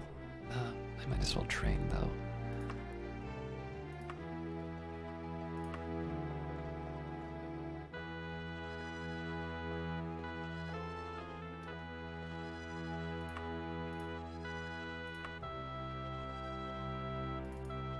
You and the trainer practice for 3 hours. The trainer tells you to reflect on what you've learned and to see if you can put it to good use.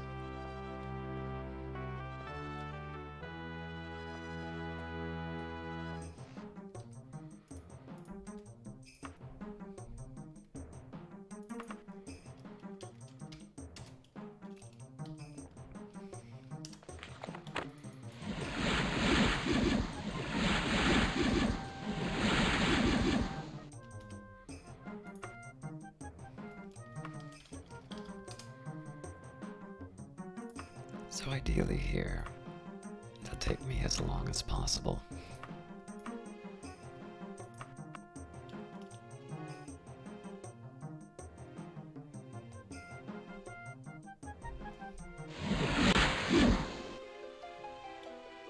The fourth of first seed. Looks like... No, I don't think I'm going to be able to go to the bank now.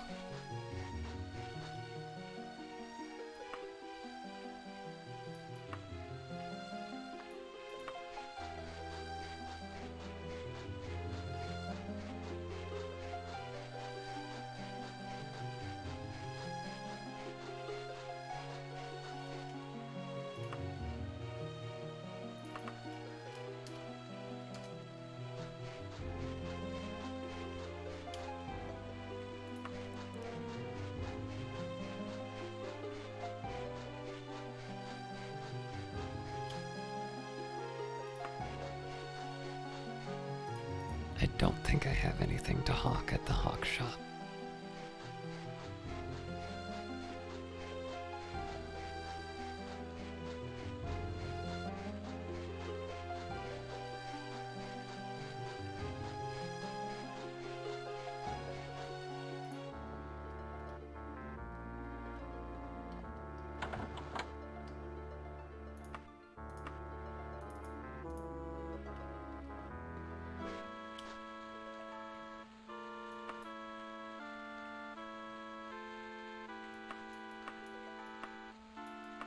Alright, let's go to the Black Dungeon.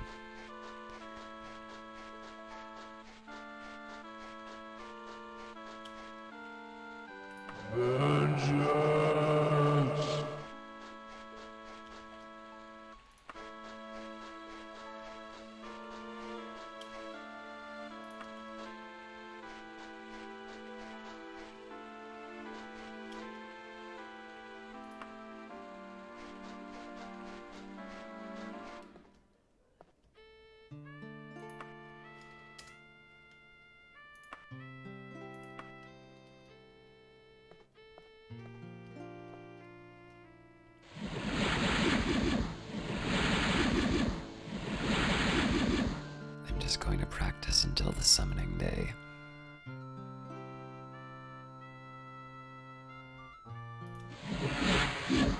Cool. Alright,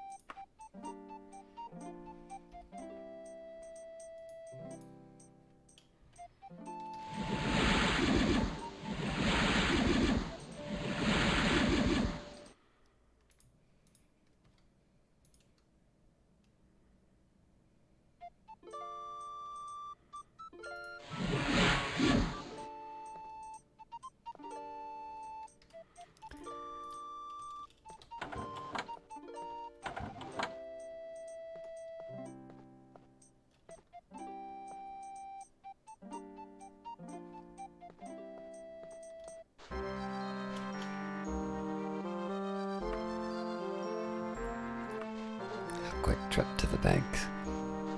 Actually, I might need the money for the summoning.